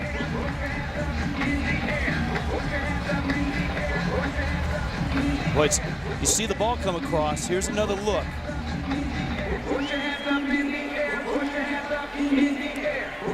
Wow, I don't see the knee hitting at all. Yeah, that view right there, that's the money. That's the money view right there.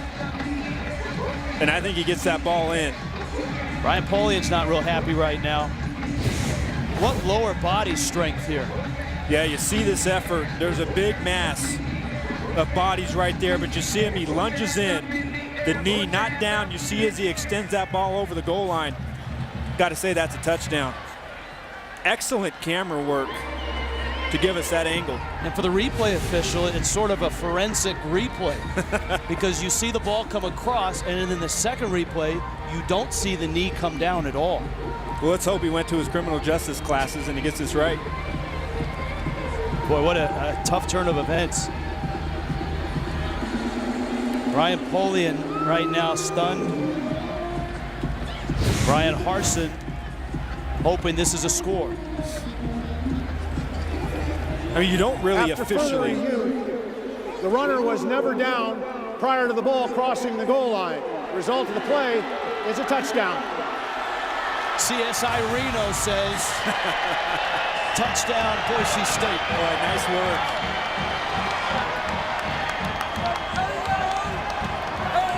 It's tough.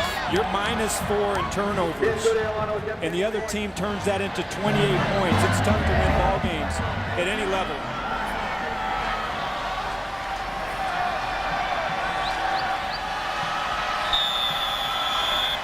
And in the last 5.5 minutes of game clock, 3 interceptions have turned into 21 points for Boise State.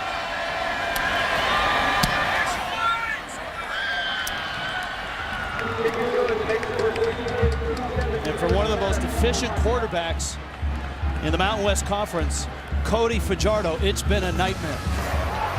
Well, he started off the game in the first quarter with an ill-advised pass, trying to force it while running to his right. This was the big one. Right before halftime, Tyler Gray jumping underneath and getting a pick six. Dante Dion, the outstanding coverage corner, with the third interception, and then another poor decision by Fajardo gives Darian Thompson his second interception of the game. This is a quarterback that came into this football game, 43 career touchdowns, just 19 picks. On the season, 4 touchdowns, just 1 pick. And remember, Cassie told us before the game started, their turnover margin, big reason for their success. They were exceptional at taking care of the football. You want to win a big conference game against one of your rivals, you can't do it by giving the ball up 4 times. And you saw Ajayi. Nevada has kept him in check tonight. That's not been the issue. Mitchell at the 4. Elijah Mitchell to the 20-yard line. Boy, how do you rehab Fajardo and this offense right now? Well, the last thing you want to do, you're sitting here, you're down 16 points. It'd be nice if you had a running game to rely on, because the last thing you want to do is try and get your quarterback to get back there and keep firing balls downfield when he's having an off night. But so far tonight, there has been no running lanes whatsoever because of that Boise State defensive front. So, Fajardo's going to have to climb out of this. He's going to have to be able to turn this around, make plays in the passing game if they want a chance of coming back. Fajardo on the mark there. Hassan Henderson, who had some big catches in the first half, holds on. And you see Nick Rolovich moving the pocket, trying to get him on the edge, trying to get away from that pressure. Marcel Yates, heavy pressure to Fajardo's left, and it's worked for most of the game here tonight. So you see, trying to design plays going to his right to give him an extra view of what's going on downfield. Fajardo slides across the 45, a 9-yard pickup. Let's go down to Cassie Gallo. Cassie? Guys, for Boise State, one of the perks about having a neighbor like the Seattle Seahawks is they can learn from one of the best defenses in the NFL. This year, the Broncos spent a lot of time watching film from Seattle's games. Defensive coordinator Marcel Yates says he wants his guys to mimic how fast Seattle flies to the ball and plays with an aggressive mentality. He said it's been a big help this year, and guys, a big help tonight. Well, they're playing like Seattle's defense. I don't know if you want to dub Darian Thompson the Richard Sherman of this ball game, but he's got 2 picks. Tyler Gray, of course, had the touchdown return, and Dante Dion's got an interception. That's the recipe. They've been opportunistic the entire season coming into this game. 12 turnovers. That was tied for 4th nationally. I have a feeling after this game they're going to climb even higher on those charts. There's Marcel Yates in the middle. He played at Boise State. He was a very good defensive back in the late 90s. 3rd and 2. Fajardo keeps it. He's got a line green. He's 30. He's 20. He's touchdown Nevada. 56 yards.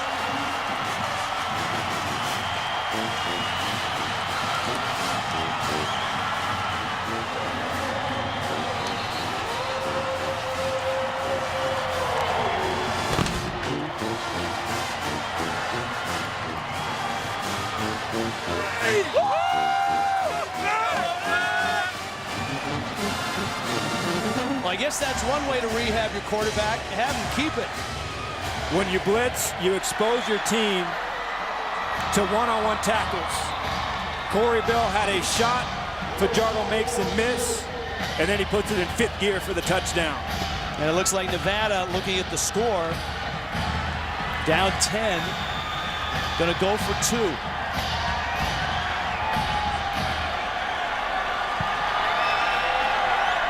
Two-point conversion attempt. Fajardo. Quick throw. It's caught and good. Richie Turner.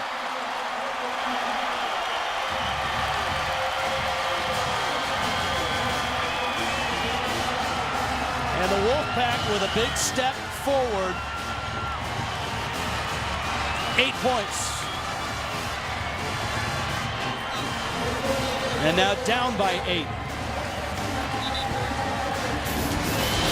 Cody Fajardo has thrown 4 interceptions tonight for Nevada. But on this run, he takes it 37-29.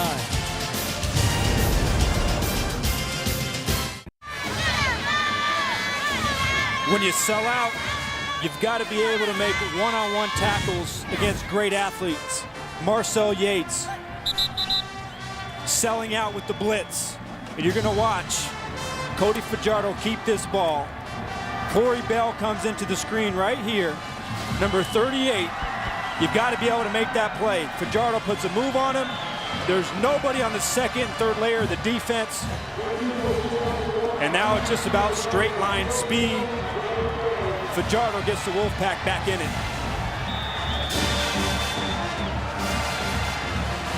Brent Zuzo to kick it off.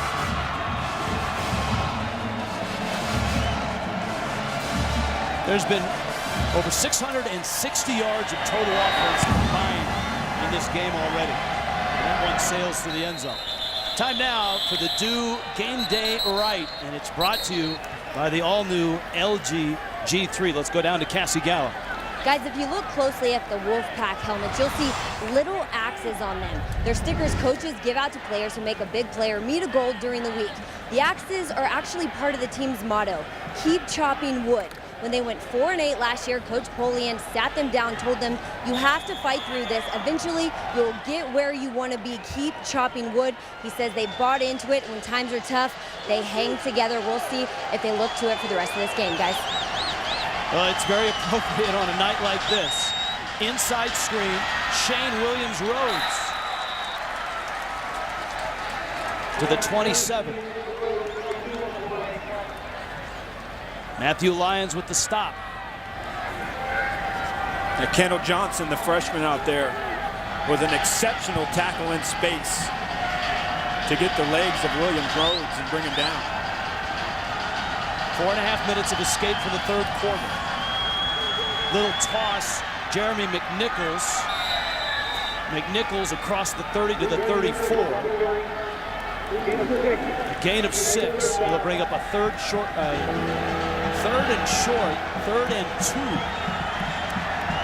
And they run that play earlier in the game for a 28-yard pickup. That time, Matthew Lyons staying home, making a play. One of the very few third and short yardage situations. Quick slants. Pressure coming from Hedrick's right, or his left. Here comes the pressure. It's a quick throw and a tumbling catch, Troy Ware. Just his third catch of the year, the junior out of Oceanside, California. The heads-up play by Hedrick. A slant coming from the same side of the blitz. He identifies it, gets the ball out of his hands quickly, and picks up a much-needed first down. Boise State on the move. Another catch. Again, it's Ware. Boise State has had to go deep on the depth charts, especially with the injury to Matt Miller. And you see Scott Boone again, back-to-back pressures. But the protection is there. Ware clears the middle. Nobody inside. Easy sight line for Hedrick. And again, accuracy has been excellent tonight. To the Nevada 41 on 1st and 10. Ajayi drops it. It's loose. Nevada has it. Raheem Yates. Ball is dead. Nevada has it. And a wild night in Reno just gets wilder. Ruling on the field was the runner had fumbled the ball, was recovered by Nevada. The runner was down by rule. First down, Nevada. Well, that exchange, Celessa Faremo, number 97, gets the penetration. And I think Ajayi's eyes and his concern was on Faremo and the penetration. He did not secure the exchange. Now the Wolfpack getting a little good fortune, getting some momentum, and helping out their offense as they attempt to climb back in this game. Broncos' first turnover. Fajardo, he'll keep it across midfield. A gain of 5. Ajayi last week had 2 fumbles at Air Force that he lost his first 2 of the season. And a lot of those coming because he fights for the extra yardage and he doesn't secure it with the other hand when he gets into traffic. That one was just a straight quarterback, running back exchange, being careless with the football, and now giving the Wolfpack a shot at midfield. 2nd down 6. Ball right at midfield. Blitz coming. Fajardo in traffic. Hassan Henderson, the intended receiver, has thrown 4 picks that have all led to touchdowns tonight. Well, they're trying to hit the slant. Cleishon Page is the corner out there, doing an excellent job in man-to-man coverage, playing from outside in, breaking up that pass and forcing a 3rd and 6.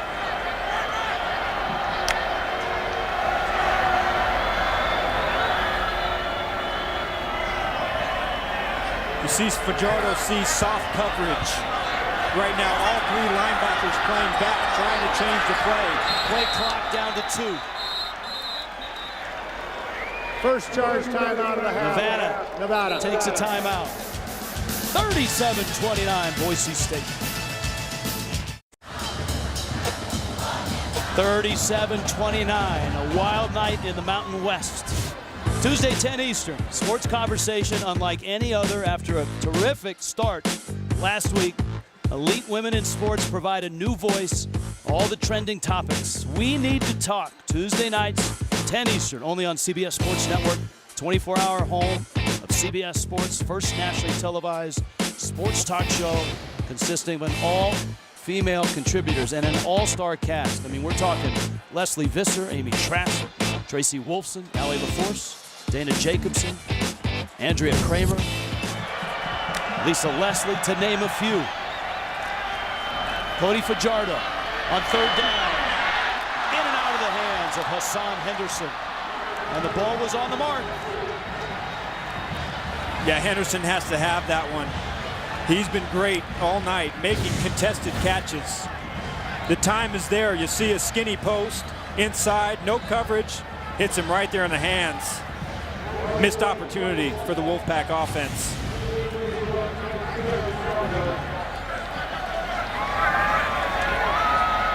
Not a lot of punts in this ball game. Makes it fun for us. It's just the second punt of the game. Shane Williams-Rhodes lets it roll into the end zone. It's a 49-yard kick. It comes back out to the 20-yard line. Sonic quarterback profile, and it's changing by the minute. A really nice night for Boise State's Grant Hedrick. He's been efficient, and this is kind of what he does. When he's on, he's an accurate, efficient passer. 18 for 21, only 3 incompletions. He's done a really good job using his legs in the quarterback run game, scrambling when the play breaks down. This is the kind of game that he needed as a bounce-back game for that game he had last week against the Air Force Falcons.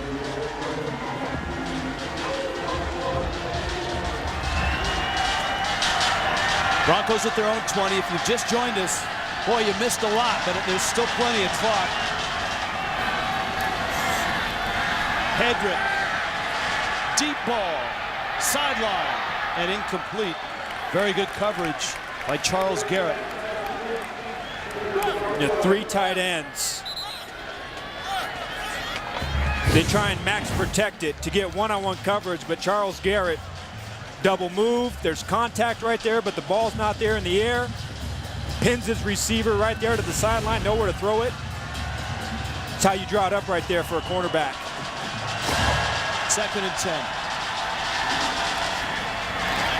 Hedrick. That's a hard-earned 4 yards. Dupree Roberts Jordan with a stop. You see a lot of quarterback runs inside for Hedrick. He's only 6 foot, 198 pounds. He's not a Mississippi State Dak Prescott. So he takes a lot of abuse. 3rd and 6, spread formation. Both teams very good on 3rd down in the first half. You see a pressure, man-to-man look. Look for a wide receiver screen or a pick route. On the out, Williams-Rhodes makes the catch, has the first down. Out to the 33. Or an out by Williams-Rhodes. Good pass protection up front by his offensive line. You see Hedrick is able to sit there cleanly in the pocket, set his feet, plant, throw. And again, look at the accuracy in the ball placement right before Williams-Rhodes goes out of bounds.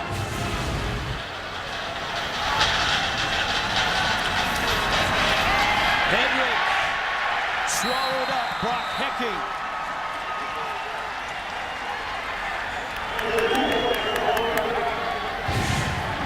He's been quiet. You're going to see him on the bottom of your screen, number 53. One-on-one, isolation, spin move inside. Completely destroys the freshman out there, number 74, Archie Lewis, and gets his first impact play, sack of the game. Reese Adiambo, the injured left tackle, not playing tonight. Lewis getting the start. Dallas Burrows with a catch to the 39-yard line.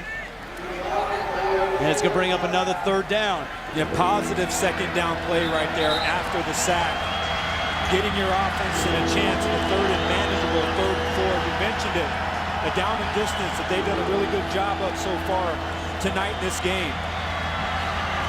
Sellout crowd, as always, for Boise State and Nevada. Johnny out of the backfield. 3rd and 4. Hedrick flushed, has the first, and lies down with a big 3rd down conversion. Yeah, they ran this earlier trying to get Ajayi into the flat out of the backfield, but this time number 9, Matthew Lyons, covers him. You see Hedrick looks, and then you see the escapability that he brings to the table. Quick pop, Williams-Rhodes to midfield. A gain of 5. Well, these quarterbacks, whether it's Fajardo or Hedrick, they're so tough to play against. You just don't know where they're going to be. You don't know where their spot is. And they do such a good job of being instinctual and evading that pressure and climbing the pocket and breaking containment. It's a challenge out there as a defensive player playing against guys who can move like they do. Hedrick. Wide open. Great throw. Jake Rowe, the tight end. 20 yards. Another big chunk of real estate. Another first down. Unbalanced set, max protect. Hedrick has time to throw, and Rowe, the freshman tight end, is able to hit the corner route for another big gainer. Now at the Nevada 30. Rowe again. This time he's escorted out of bounds by Duran Workman. Well, Hedrick, he just hasn't missed. Whether it's throwing the ball downfield, whether it's in the quick game, he's been protected fairly well tonight, but when he's able to throw with timing, when they're able to throw with rhythm, he puts the ball right there where it's supposed to be. 22 of 26, 285 yards, 2 touchdowns, and importantly, no interceptions. Ajayi bounces it outside. He's 20. He's 10. Ajayi to the corner. He's in. Touchdown. 26 yards.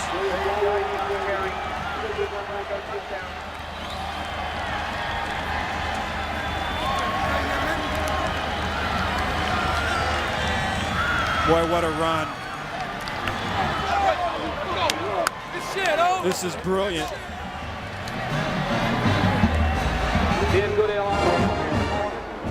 Yards after contact. 26 of them.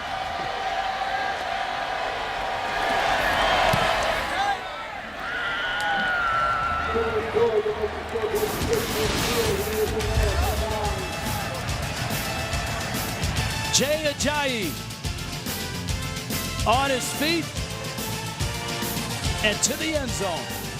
44-29 Boise State.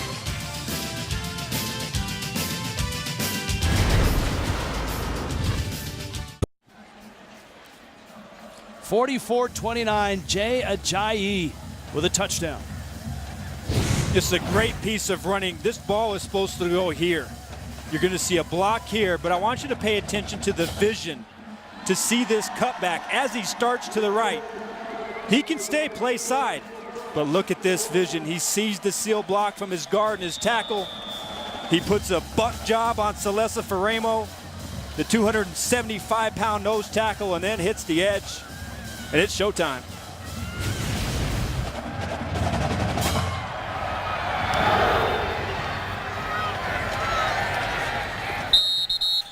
That one through the end zone. Nevada out to their 20.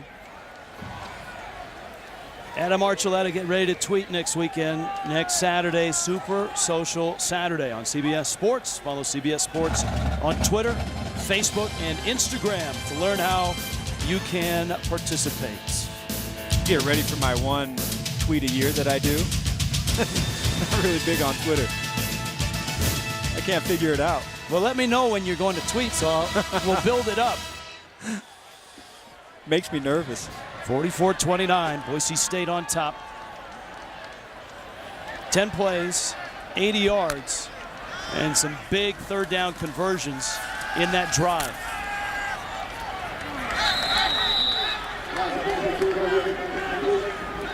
Second and 10.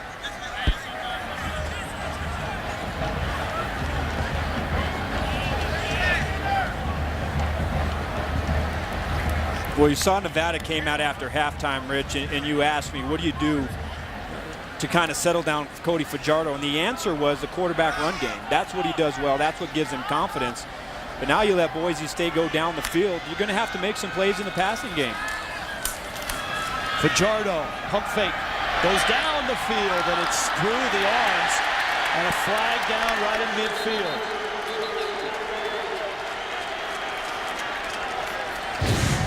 Well, double move, Hassan Henderson, one-on-one with Cleishon Page. Nice recovery by Page. Pass interference. Defense, number 3. That's a 15-yard penalty. First down.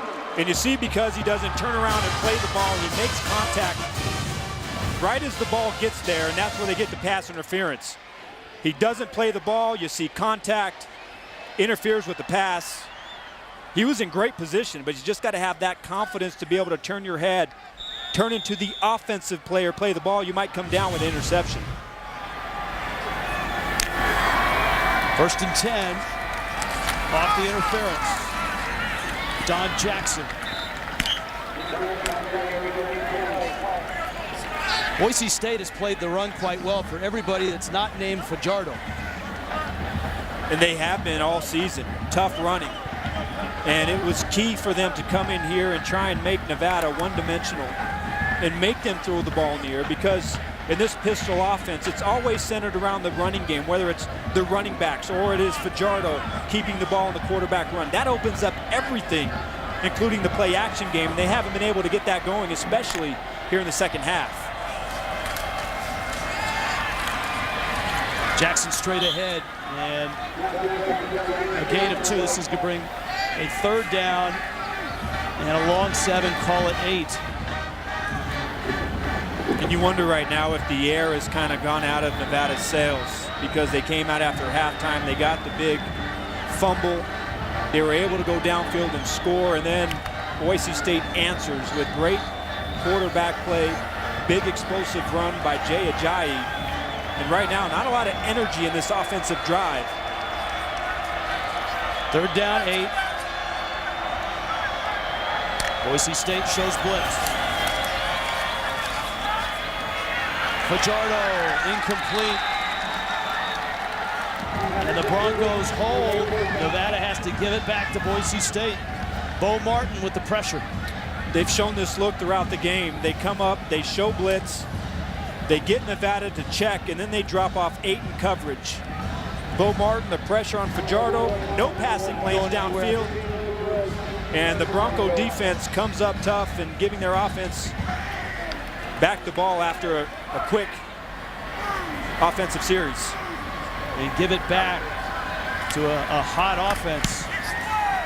Line drive kick from Alex Boyd. Williams Rhodes. Out to the 23-yard line. Last time Boise State touched it, they took it 80 yards. It was a perfect drive that featured time for Hedrick to locate his receivers and deliver the ball with pinpoint accuracy. There was some big third down conversions, some where Hedrick uses his feet, again, finding his tight end down the field for another play, intermediate. And then Jay Ajayi caps it off with a physical run, breaking the tackle at the line of scrimmage and then showing that, yes, big running backs can have some speed as well. And up until that run, Rich, they've done a really good job of containing Jay Ajayi. Now Ajayi, 6 feet, 216 pounds. Thunders out to the 27-yard line. Gain of 4, 2nd and 6. And this is that spot, you know, where they want to see if their running game and that offensive line, if they can grind it out, if they can speed this game up. It's up to Ajayi to try and close this out. I know they're in the third quarter, but right now, you've got to protect this lead.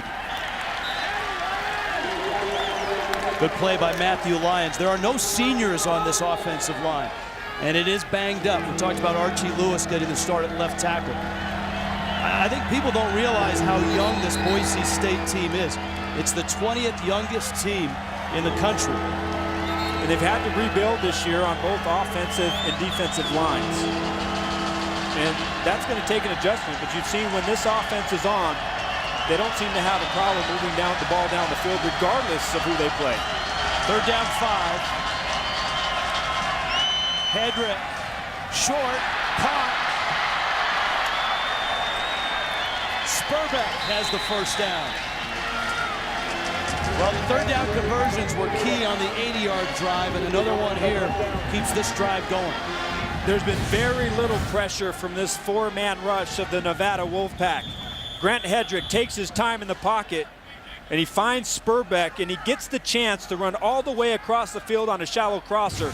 And again, you see where that ball placement is? Perfect position for Spurbeck to not break stride and pick up extra yards. 10 for 13 on 3rd down tonight. On the road is Boise State. And Ajayi blown up in the backfield by Raheem Yates. You've seen a couple times here tonight against the run where they've had some penetration. Raheem Yates inside, bursting upfield, beating the block, getting to Ajayi in the backfield. It's just on the passing plays. They haven't been able to win those one-on-one matchups and consistently put pressure on Hedrick and forcing him to make bad decisions. 3rd quarter evaporates. Boise State on the road and on top, 44-29.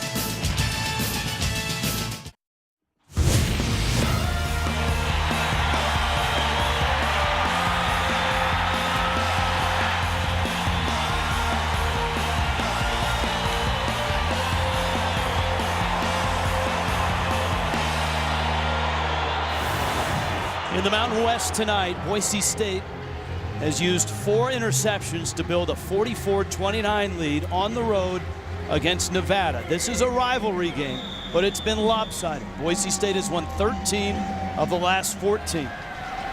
With the ball at their own 41, 2nd down and 16. Broncos with the ball and the lead.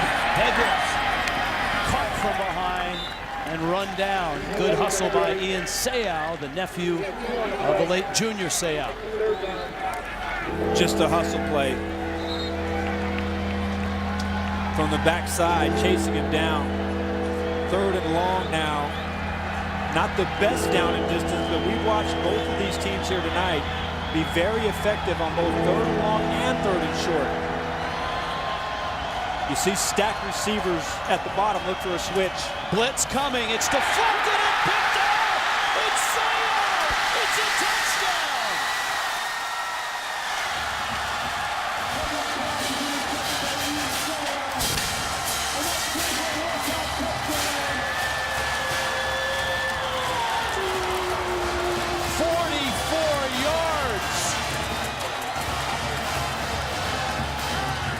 Ian Seau.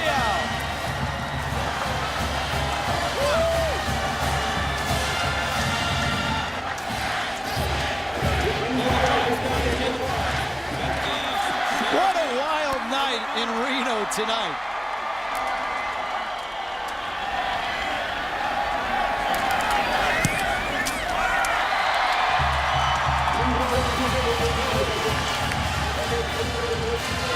Well, Rich, 2 plays in a row. Ian Seau chasing down Hedrick from behind on the play before, and this time lines up on the left side of the defense. Speed rush on the edge, gets his hands up, tips the ball to himself. How's that for his own version of a pick six?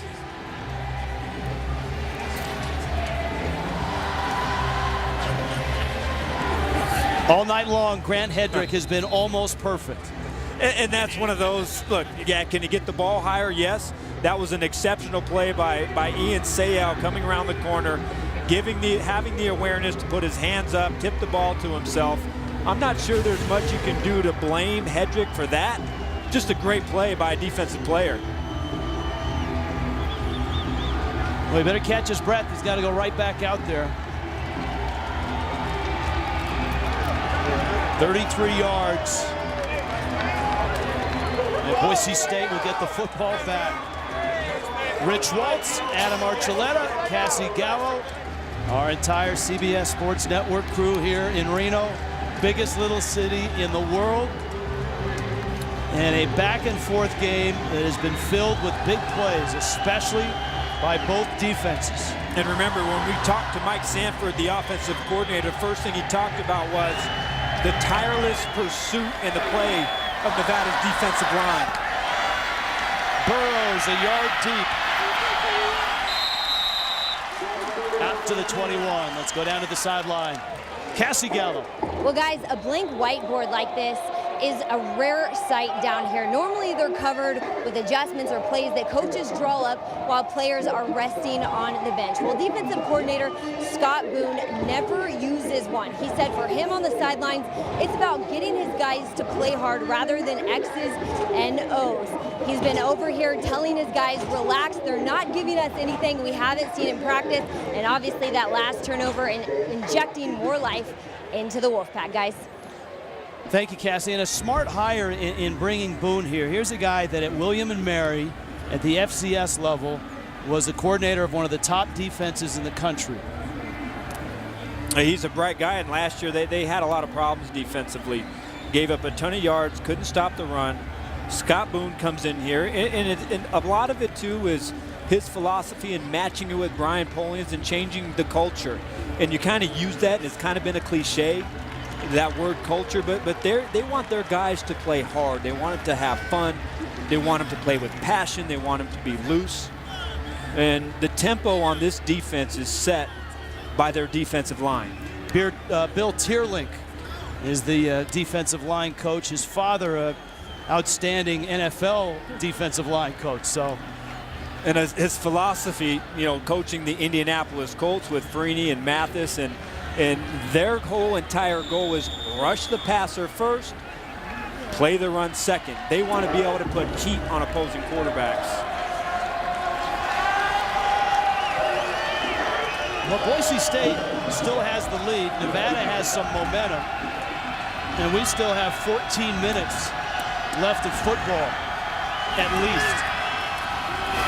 Ajayi busts another one, and he's loose, and he's 40. Ajayi racing to the 30, to the 10, and out of bounds. My goodness. It just won't stop. Same play that he scored the touchdown earlier. Power O, kick out. Starts one direction. It's supposed to go this direction, but he cuts it back. The Wolfpack having a hard time in pursuit right now with his cutback ability. Watch him as he cuts back one time against the grain, breaks the tackle, puts it on Charles Garrett, the corner, reverses field again. This time Ajayi is caught and or rather it's Devin Demas, and there may be a face mask. Raheem Yates with the tackle, but you saw the ball carrier Demas spin around violently. Personal foul, face mask, defense, number 26. Half the distance to the goal, first down. You know, watch Yates again, getting penetration. You see right there on that face mask, boy, that's dangerous. That's an easy one. Red Zone brought to you by Verizon. Boise State has had red zone issues, but not tonight.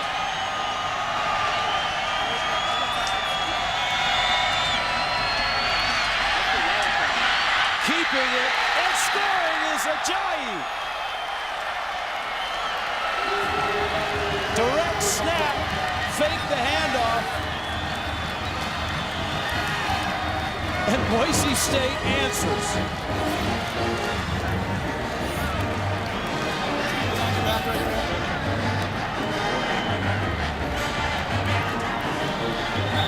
Well, Rich, if you want to be a feature back, you've got to be a closer. And when your offense needs you to close it out and put your will and wear out the defense, your number is called, you've got to step up, and that's exactly what Jay Ajayi has done here in the second half of the Broncos offense. Jay Ajayi and Boise State, a lot of time left. 51-36.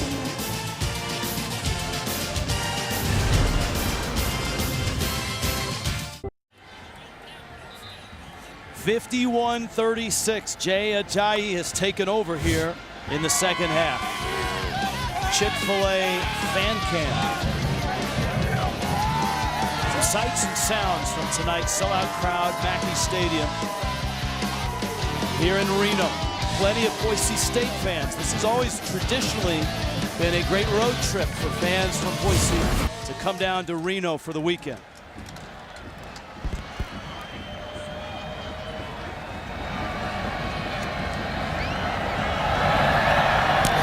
There have been just 2 punts in this football game. 13:22 left here in Reno. All right, let's go back to your keys. Well, ball security was a key part for Boise State. They've done a good job of that. The last one, great play by Nevada's defense. They've held up pretty well on the outside by their receivers. 4 interceptions so far for that defense. And for Nevada, they've converted on 3rd downs, but the turnovers have been the big question. And they have failed to make the Boise State Bronco offense one-dimensional. Did a good job in the first half, but the second half has been all Jay Ajayi.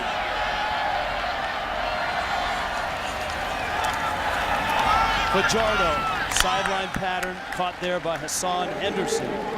To your point, 101 yards in the second half for Ajayi. Big play, explosive plays.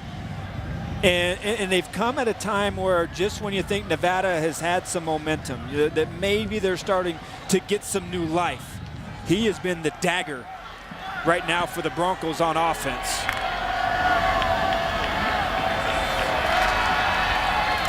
Slipping through the pressure, James Butler. He's to the 30. Butler cuts back to the 15-yard line. The freshman out of Bloomingdale, Illinois. 51 yards. Well, how's that for an answer? Boy, James Butler gets a chance. The freshman running back. And look, there's a lot of time left in this game. 12 minutes, 40 seconds. Nevada's got to capitalize. Fajardo on 1st and 10 for the Boise State 15. Fajardo keeps.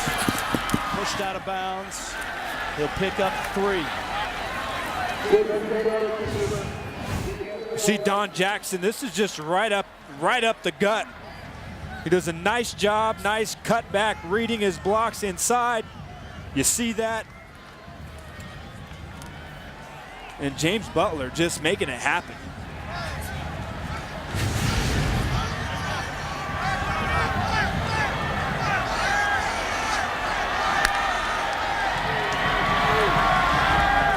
Second and 7. Fajardo. Gibson, touchdown.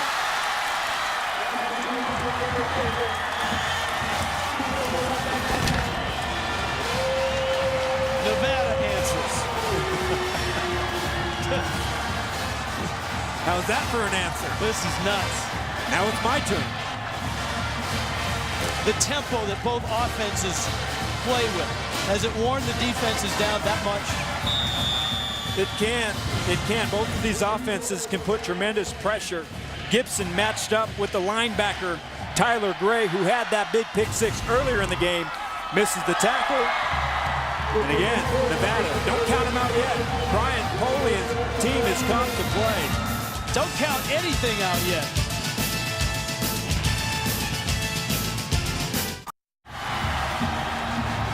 There are 12 minutes left in this football game, and who knows the next twist or turn it might take. Boise State on top, Rich Schwartz, along with Adam Archuleta.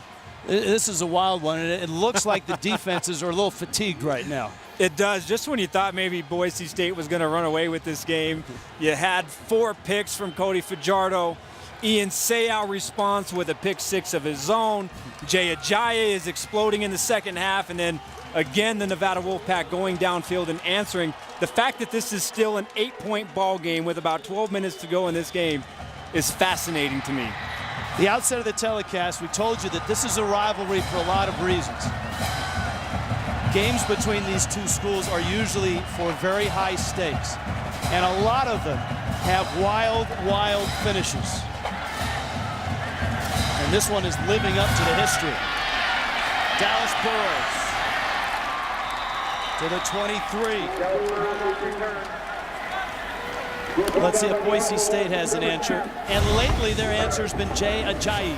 Well, he was bottled up in that first half, but the second half, he came out and decided to take this game over with some explosive runs featuring cutback ability, a physical running style where he just dished it out. and has been the difference here in the second half for the Boise State Bronco football team, but you're going to have to keep it up. There's still 12 long minutes left in this football game. Number 27 is going to have to be the closer if the Broncos want to win. Little flip, Jeremy McNichols into the secondary and caught by a toe after a pickup of 16 yards. Oh, he's got a burst. The third time they've run that play, the first time for a 28-yard gain. The second time it was snuffed out. But you see the explosiveness that he brings to this offense on that little jet sweep look. Under 12 minutes left.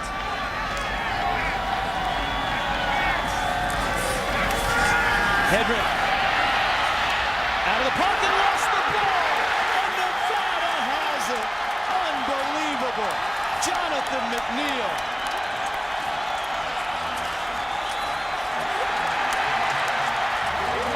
I can't tell if Raheem Yates got a hand on that or if Hedrick simply just lost control of the ball. You're going to see number 55 right there.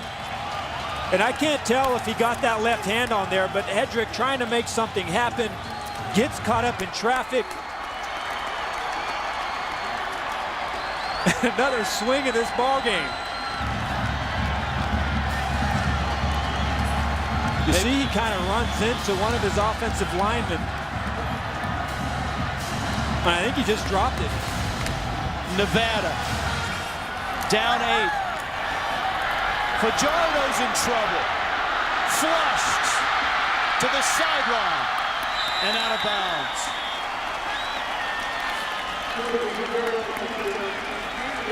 It's a gain of 7.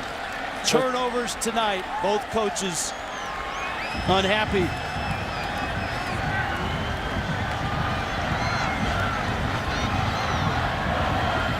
Cassie Gallo talked about the axe. Brian Polian telling his team last year in the middle of a 4-8 season, just keep chopping wood. Believe in the process.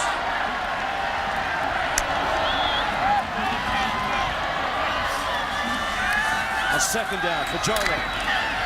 Clean throw, Butler the catch. Very close to a first down.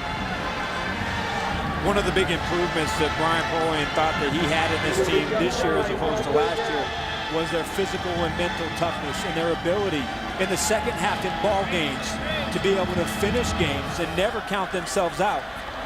Tonight's a big test to see if that comes true. Third down, very short. Nick Rolovich, offensive coordinator. See what he dials up. Butler straight ahead. Looks like he has the first down. They've gone away from Don Jackson and James Butler, the freshman, getting some big carries here in the second half. A lot of confidence to put the freshman in there when the game's on the line. And Don Jackson, he's a stellar running back, but he has just been ineffective so far in this game against that Boise State defense. And on that last drive, it was the James Butler run up the middle that gave Nevada a little bit of life on offense and led to their last touchdown.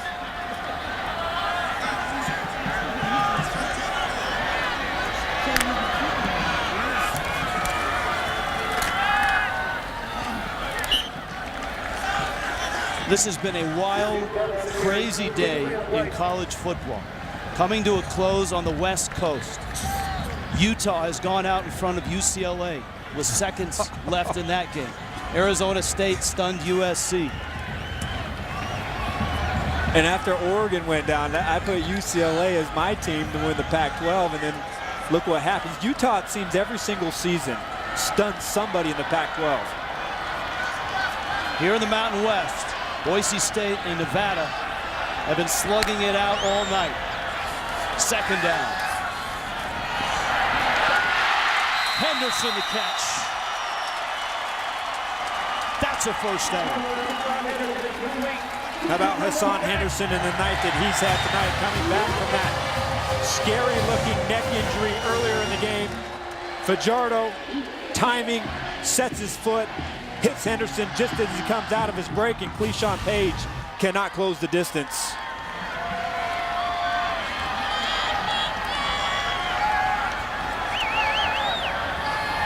4 trips, 4 touchdowns inside the red zone for Nevada. 1st and 10. Fajardo setting, throwing, corner. Henderson a jump ball. And it's over everyone's head.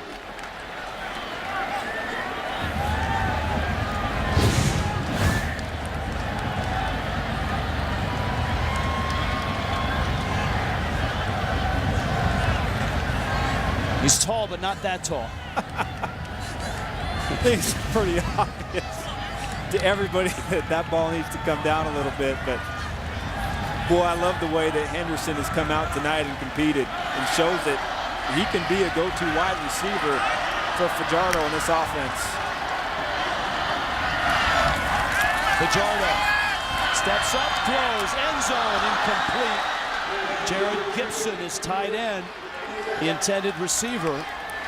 And now all of a sudden, Adam, you're looking at 3rd down and 10. Yeah, two plays on 1st and 2nd down that got you nothing.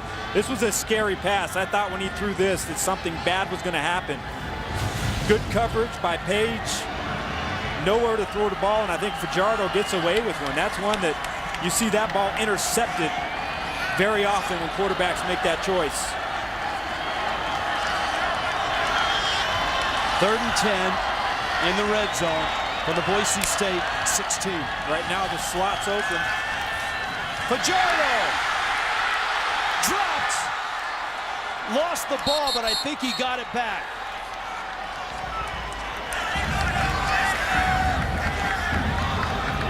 Kamule Correa with the hit. Inside, he beats, watch this. He beats the block of the left guard, Joey Engelmeyer. That's a great individual one-on-one play by Correa on a big 3rd down to get in there, get the sack, force the fumble. Fajardo fortunately falls on it. Brent Zuzo, whose longest this year is from 40, this from 45. And he got it. Not by much, but he got it.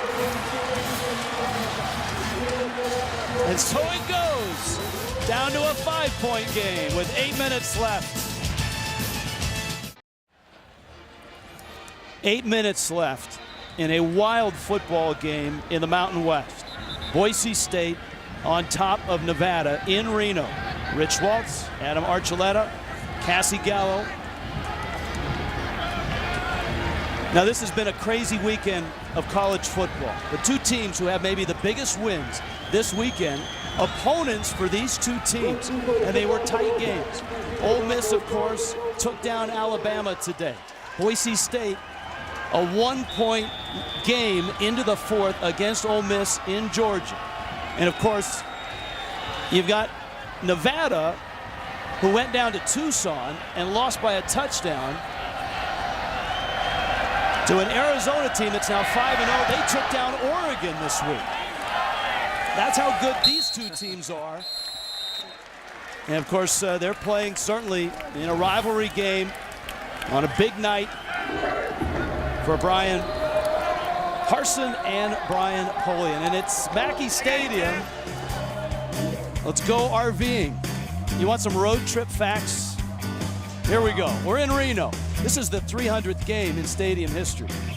And it's fitting that it's a game like this because these 2 teams have played some classic games in 4 different conferences on this field. And they're at it here in the Mountain West. With a lot of football left. Ajayi. Nice pickup. 10 yards on the carry. And it's a 1st down. It's exactly what you want on 1st down. If you're Mike Sanford and the Boise State offense, it's got to be the Jay Ajayi show. He's got to be able to take over. It looks like it's going to be 2nd and 1. Yeah, my bad on the spot. I had one official out at the 36, and they marked it at the 34.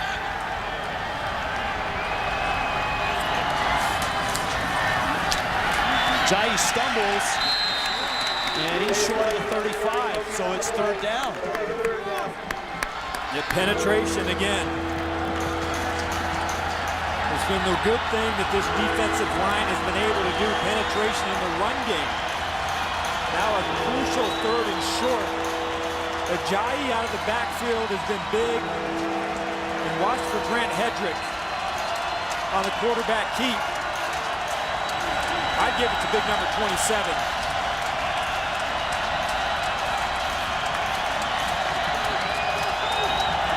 Fumble! It's loose! Hedrick got it back, but he's well shy of the first down. And Nevada's defense holds.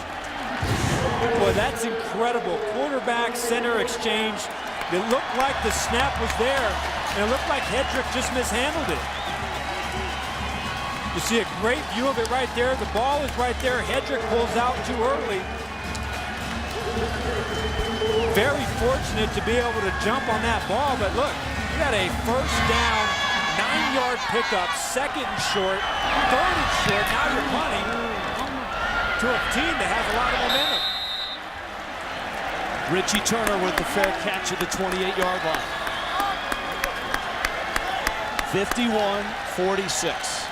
6 minutes left. And they were so good in the first half, ball security, and it was clear and evident that Boise State won that battle. But here in the second half, some turnovers and some ball handling issues, whether it's the quarterback running back exchange, whether it's the center quarterback exchange.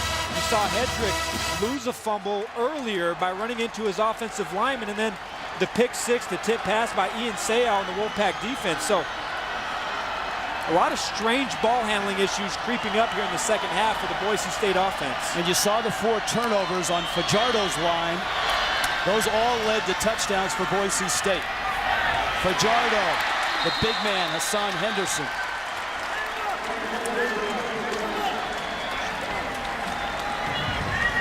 And that's to the 40-yard line. That is a first down. Well, Dante Dion, their standout man-to-man corner, isn't on the field. So he must have left the game due to injury, and that's why you're seeing Cleishon Page on Hassan Henderson.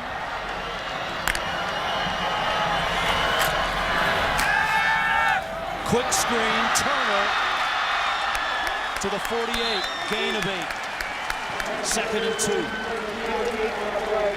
And Rich, the defense has been banged up, and they've got playmakers in the secondary, but they haven't been able to put all their starters on the field for any of their ball games here in the first part of the season. And here, when you got a guy like Henderson who's hot and is the go-to guy, you need a shutdown corner to put on him and try and force the ball to go to other receivers.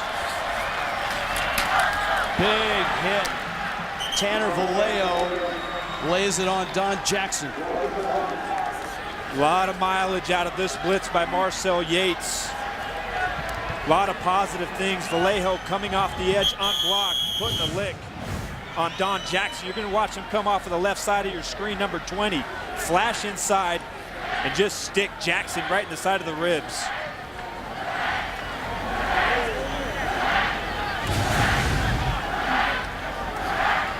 A Bronco defender is down.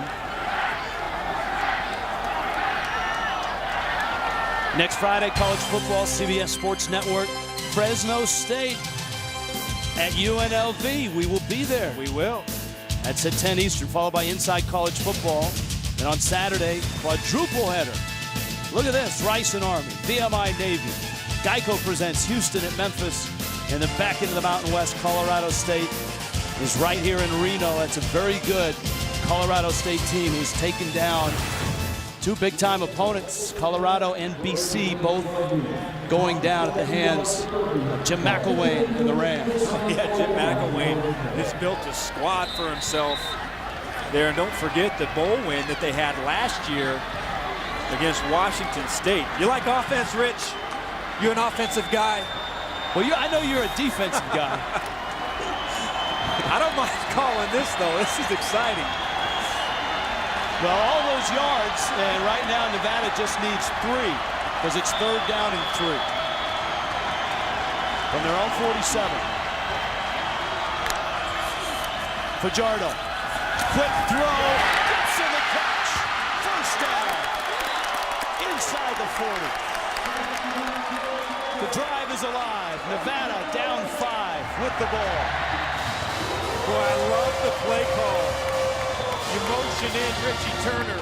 You're going to fake the zone read, get the linebackers to step up and try and tackle Don Jackson. And then you're going to find your tight end coming out from the other side of the line of scrimmage behind the offensive lineman in a flat for a key first down.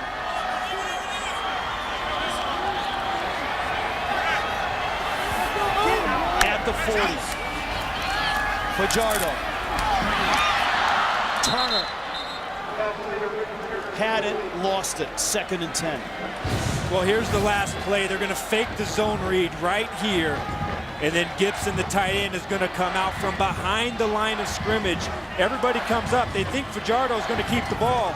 Gibson slips out. Drop coverage by Corey Bell. First down, Wolfpack. 2nd and 10. Boise State shows blitz. And Nevada hasn't had an answer for this blitz, where they blitz Vallejo and their other linebacker, Joey Martinano, off of that left side. Here it comes. Fajardo steps up. Henderson, incomplete. Outstanding coverage by Boise State. Darian Thompson. See, Henderson is the top receiver up here. Man-to-man coverage again. Cleashon Page. Boy, great job by Page. Right on there on the hip. Perfect footwork. Sticks the left arm in there. Breaks up the pass. Forces the 3rd and 10. It's a way to step up outside by Cleashon Page on a big wide receiver, Hassan Henderson. Shotgun blitz coming again. Fajardo, sideline, too deep and incomplete. They picked on Page twice, and twice he comes through. And this time there's pressure. Inside, Fajardo not able to step up the way he would like. Overthrows that pass. And a nice sequence right there for the Broncos defensively. Napoleon says we got to punt. Let our defense get on the field. Hopefully we get some good field position and get the ball back. Is it a fake? It is. It's a fake. It's caught by a lineman. Flags are down. I don't think this is a legal play.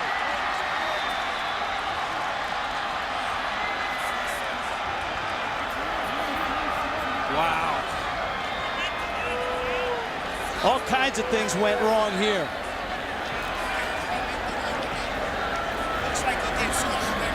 Great awareness by the Broncos' punt-safe defense. Illegal touching by the offense. Number 56.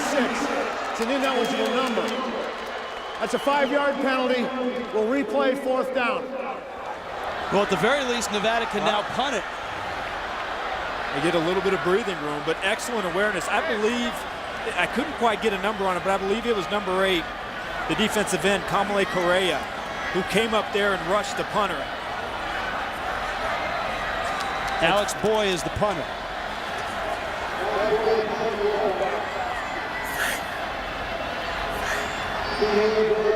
Well, they put in Braden Sanchez. So the antennas had to come up. Braden Sanchez is a wide receiver. They put him back there in that punt formation. This is Boy who punts it, and it lands and rolls into the end zone. A break for Boise State. 3:45 left in this one. 51-46 Broncos. College football on CBS Sports Network is being brought to you by the all-new Chrysler 200, America's import. By Icy Hot Smart Relief TENS Therapy. And by Verizon. Get NFL Mobile included with the More Everything plan, exclusively from Verizon. Crazy ride in Reno tonight in the Mountain West Conference. Sellout crowd, 3rd largest crowd on the 300th game, Mackey Stadium history. Over 32,000 here. Boise State with the lead and the ball. But nothing is easy right now for the Broncos offense. Ajayi busts across the 25, 6-yard pickup. Brian Lane Jr. with a stop. You notice at the top of your screen, Nevada used a timeout earlier this half. They've got just 2 left. Four-minute offense right now for the Broncos. Jay Ajayi is going to be the guy to get the ball here. And it's up for the Wolfpack to have to step up. You've got to find a way to get to the backfield. Ajayi smothered. That sets up an interesting 3rd down right here. And I think if you're Brian Boley, you got to think about it. You burn a timeout. Try and stop the Broncos and save some time off of the clock. Well, with only 2, that's an even bigger gamble. Even if you're in Reno on a Saturday night. 3rd and 4. Ajayi, a direct snap. And he'll hand it off. Davis is stopped. And the Nevada defense will get the ball back. Now Nevada burns a timeout. Second charge, timeout, Nevada. Boy, 30-second timeout. Not a big fan, Rich, of that play call whatsoever. I mean, Evan Favors, great play by the corner to stick right there, but you have Jay Ajayi, your workhorse, up inside, and you're running a jet sweep into the boundary towards the sideline behind the line of scrimmage when you have to pick up a 1st down. And sometimes you think you just try and get a little bit too cute. Now you got to power that thing in there and let your workhorse go out there and get something done. 3rd downs were easy for both teams in the first half. Not so in the second half. They stepped up. Both teams have found a way to make plays. But, boy, you got to question the intention of that play call there for the Broncos. Sean Wales kick, low liner, Richie Turner on the return. Turner through the first wave. And then blistered at the 47-yard line. Flag goes down. Late flag.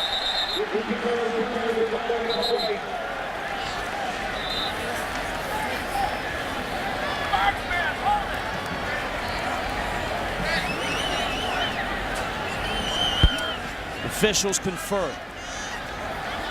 It's a crucial call with 2 minutes left. Nevada to get the ball.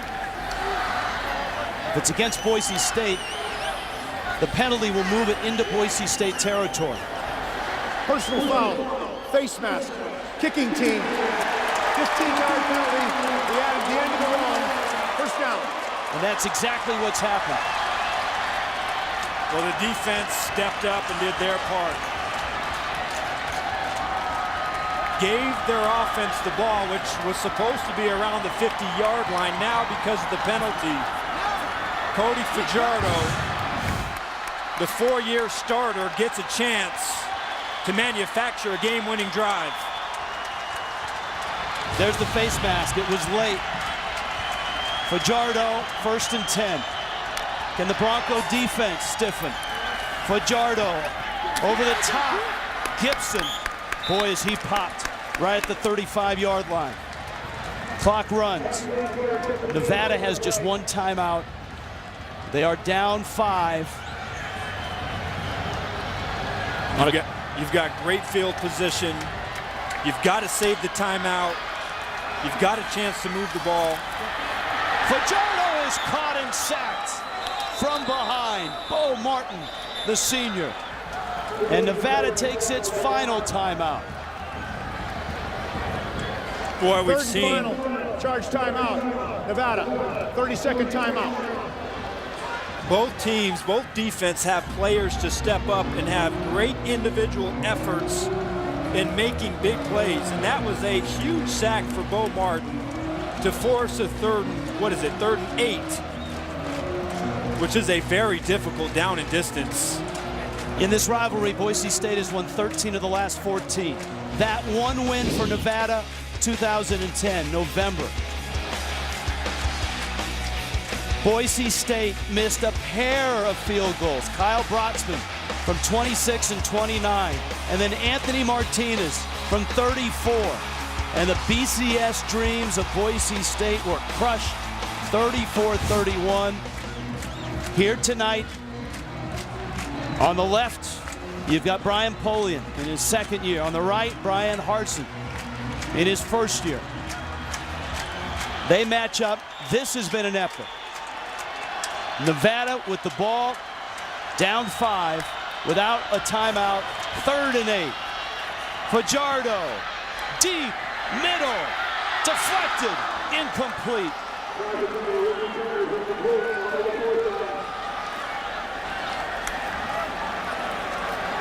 Obviously a 4-down situation. 4th down and 8. Well, that was almost an interception right there. Richie Turner doing his best job to break up that pass with Vallejo in coverage, and now it's about Fajardo. He's got to make a play. Watch out for Hassan Henderson at the top of the screen. He's been the go-to target. Cleashon Plage playing way off in coverage. Fajardo, time, middle, incomplete. Boise State gets it back. And the Broncos have held. And they can run out the clock if they can hold on to the football.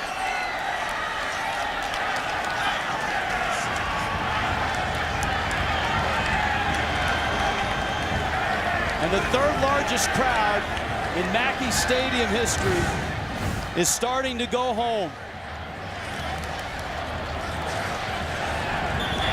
Well, Tanner Vallejo again, the linebacker who's playing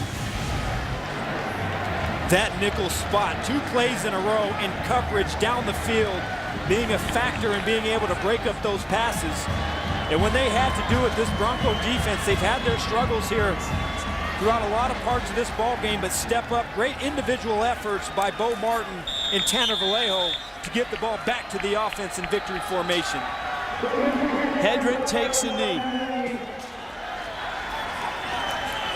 There's so many twists and turns in this one. Coming up inside college football, we're going live to New York. All of the craziness that was on an incredible day in college football, from the SEC to the Pac-12 to the Big 12 to the Mountain West. Rich, this might be one of the best days of college football I think I've ever seen. I can't really go back into my mental Rolodex, but there couldn't have been too many better Saturdays or Thursdays than we've witnessed here this week. Coming up on Inside College Football, Ole Miss, Mississippi State. Christian Fourier's 5. Right now, it's euphoria for Boise State. A much-needed win coming up here on the road after losing to Air Force. This was a tough ball game. Both teams going back and forth. But at the end of the day, the Boise State Broncos making one more play than the Nevada Wolfpack. In their glory years, one of the trademarks for Boise State, winning on the road and doing it in wild fashion. And they do it that way here tonight in Reno. And after a tough week at Air Force, Grant Hedrick and the Bronco offense bounce back. So it's 14 of the last 15 in this matchup. Let's go down to Cassie Gallo. Cassie. Coach, congratulations. Wild night, but your defense came to play. How were they able to settle down and get the job done? Yeah, well, first of all, credit to Nevada. What a great game tonight. Those guys fought extremely hard. We thought they would. Very proud of our guys and our defense in particular. They came in here against a good offense. We were able to slow them down just enough. We just hurt ourselves with turnovers and continue to do that. So we've got to find a way to fix that. It's going to come back to hurt us. And you told us this week this team was still looking for direction. What did your offense show you? We can score points. still showed me that, we still don't take care of the ball well enough yet. So we still have a lot of things to our standards. We won the game. I'm really happy about it, the way our guys fought. But our standards haven't even kind of come close of how we want to operate on a game-to-game basis. Thanks, Coach. Thank you. Brian Harsin in his first year, the former Boise State quarterback, and the Broncos are now 4-2 and 2-1 in the Mountain West Conference. Well, and he's right. The turnovers is what allowed Nevada to climb back in this game, and it was ball handling issues that were first and foremost something that they have to clean up if they have designs on becoming the Mountain West champions. On a crazy night and a crazy day in college football, Boise State takes down Nevada. For Adam Archuleta, Cassie Gallo, our entire crew, I'm Rich Waltz. The Broncos win it. This has been a presentation of CBS Sports Network, the 24-hour home of CBS Sports. We're headed to New York. Inside College Football presented by Dodge. Brent Stover, Christian Fourier. 51-46 is the final from Reno. Take it, Brent.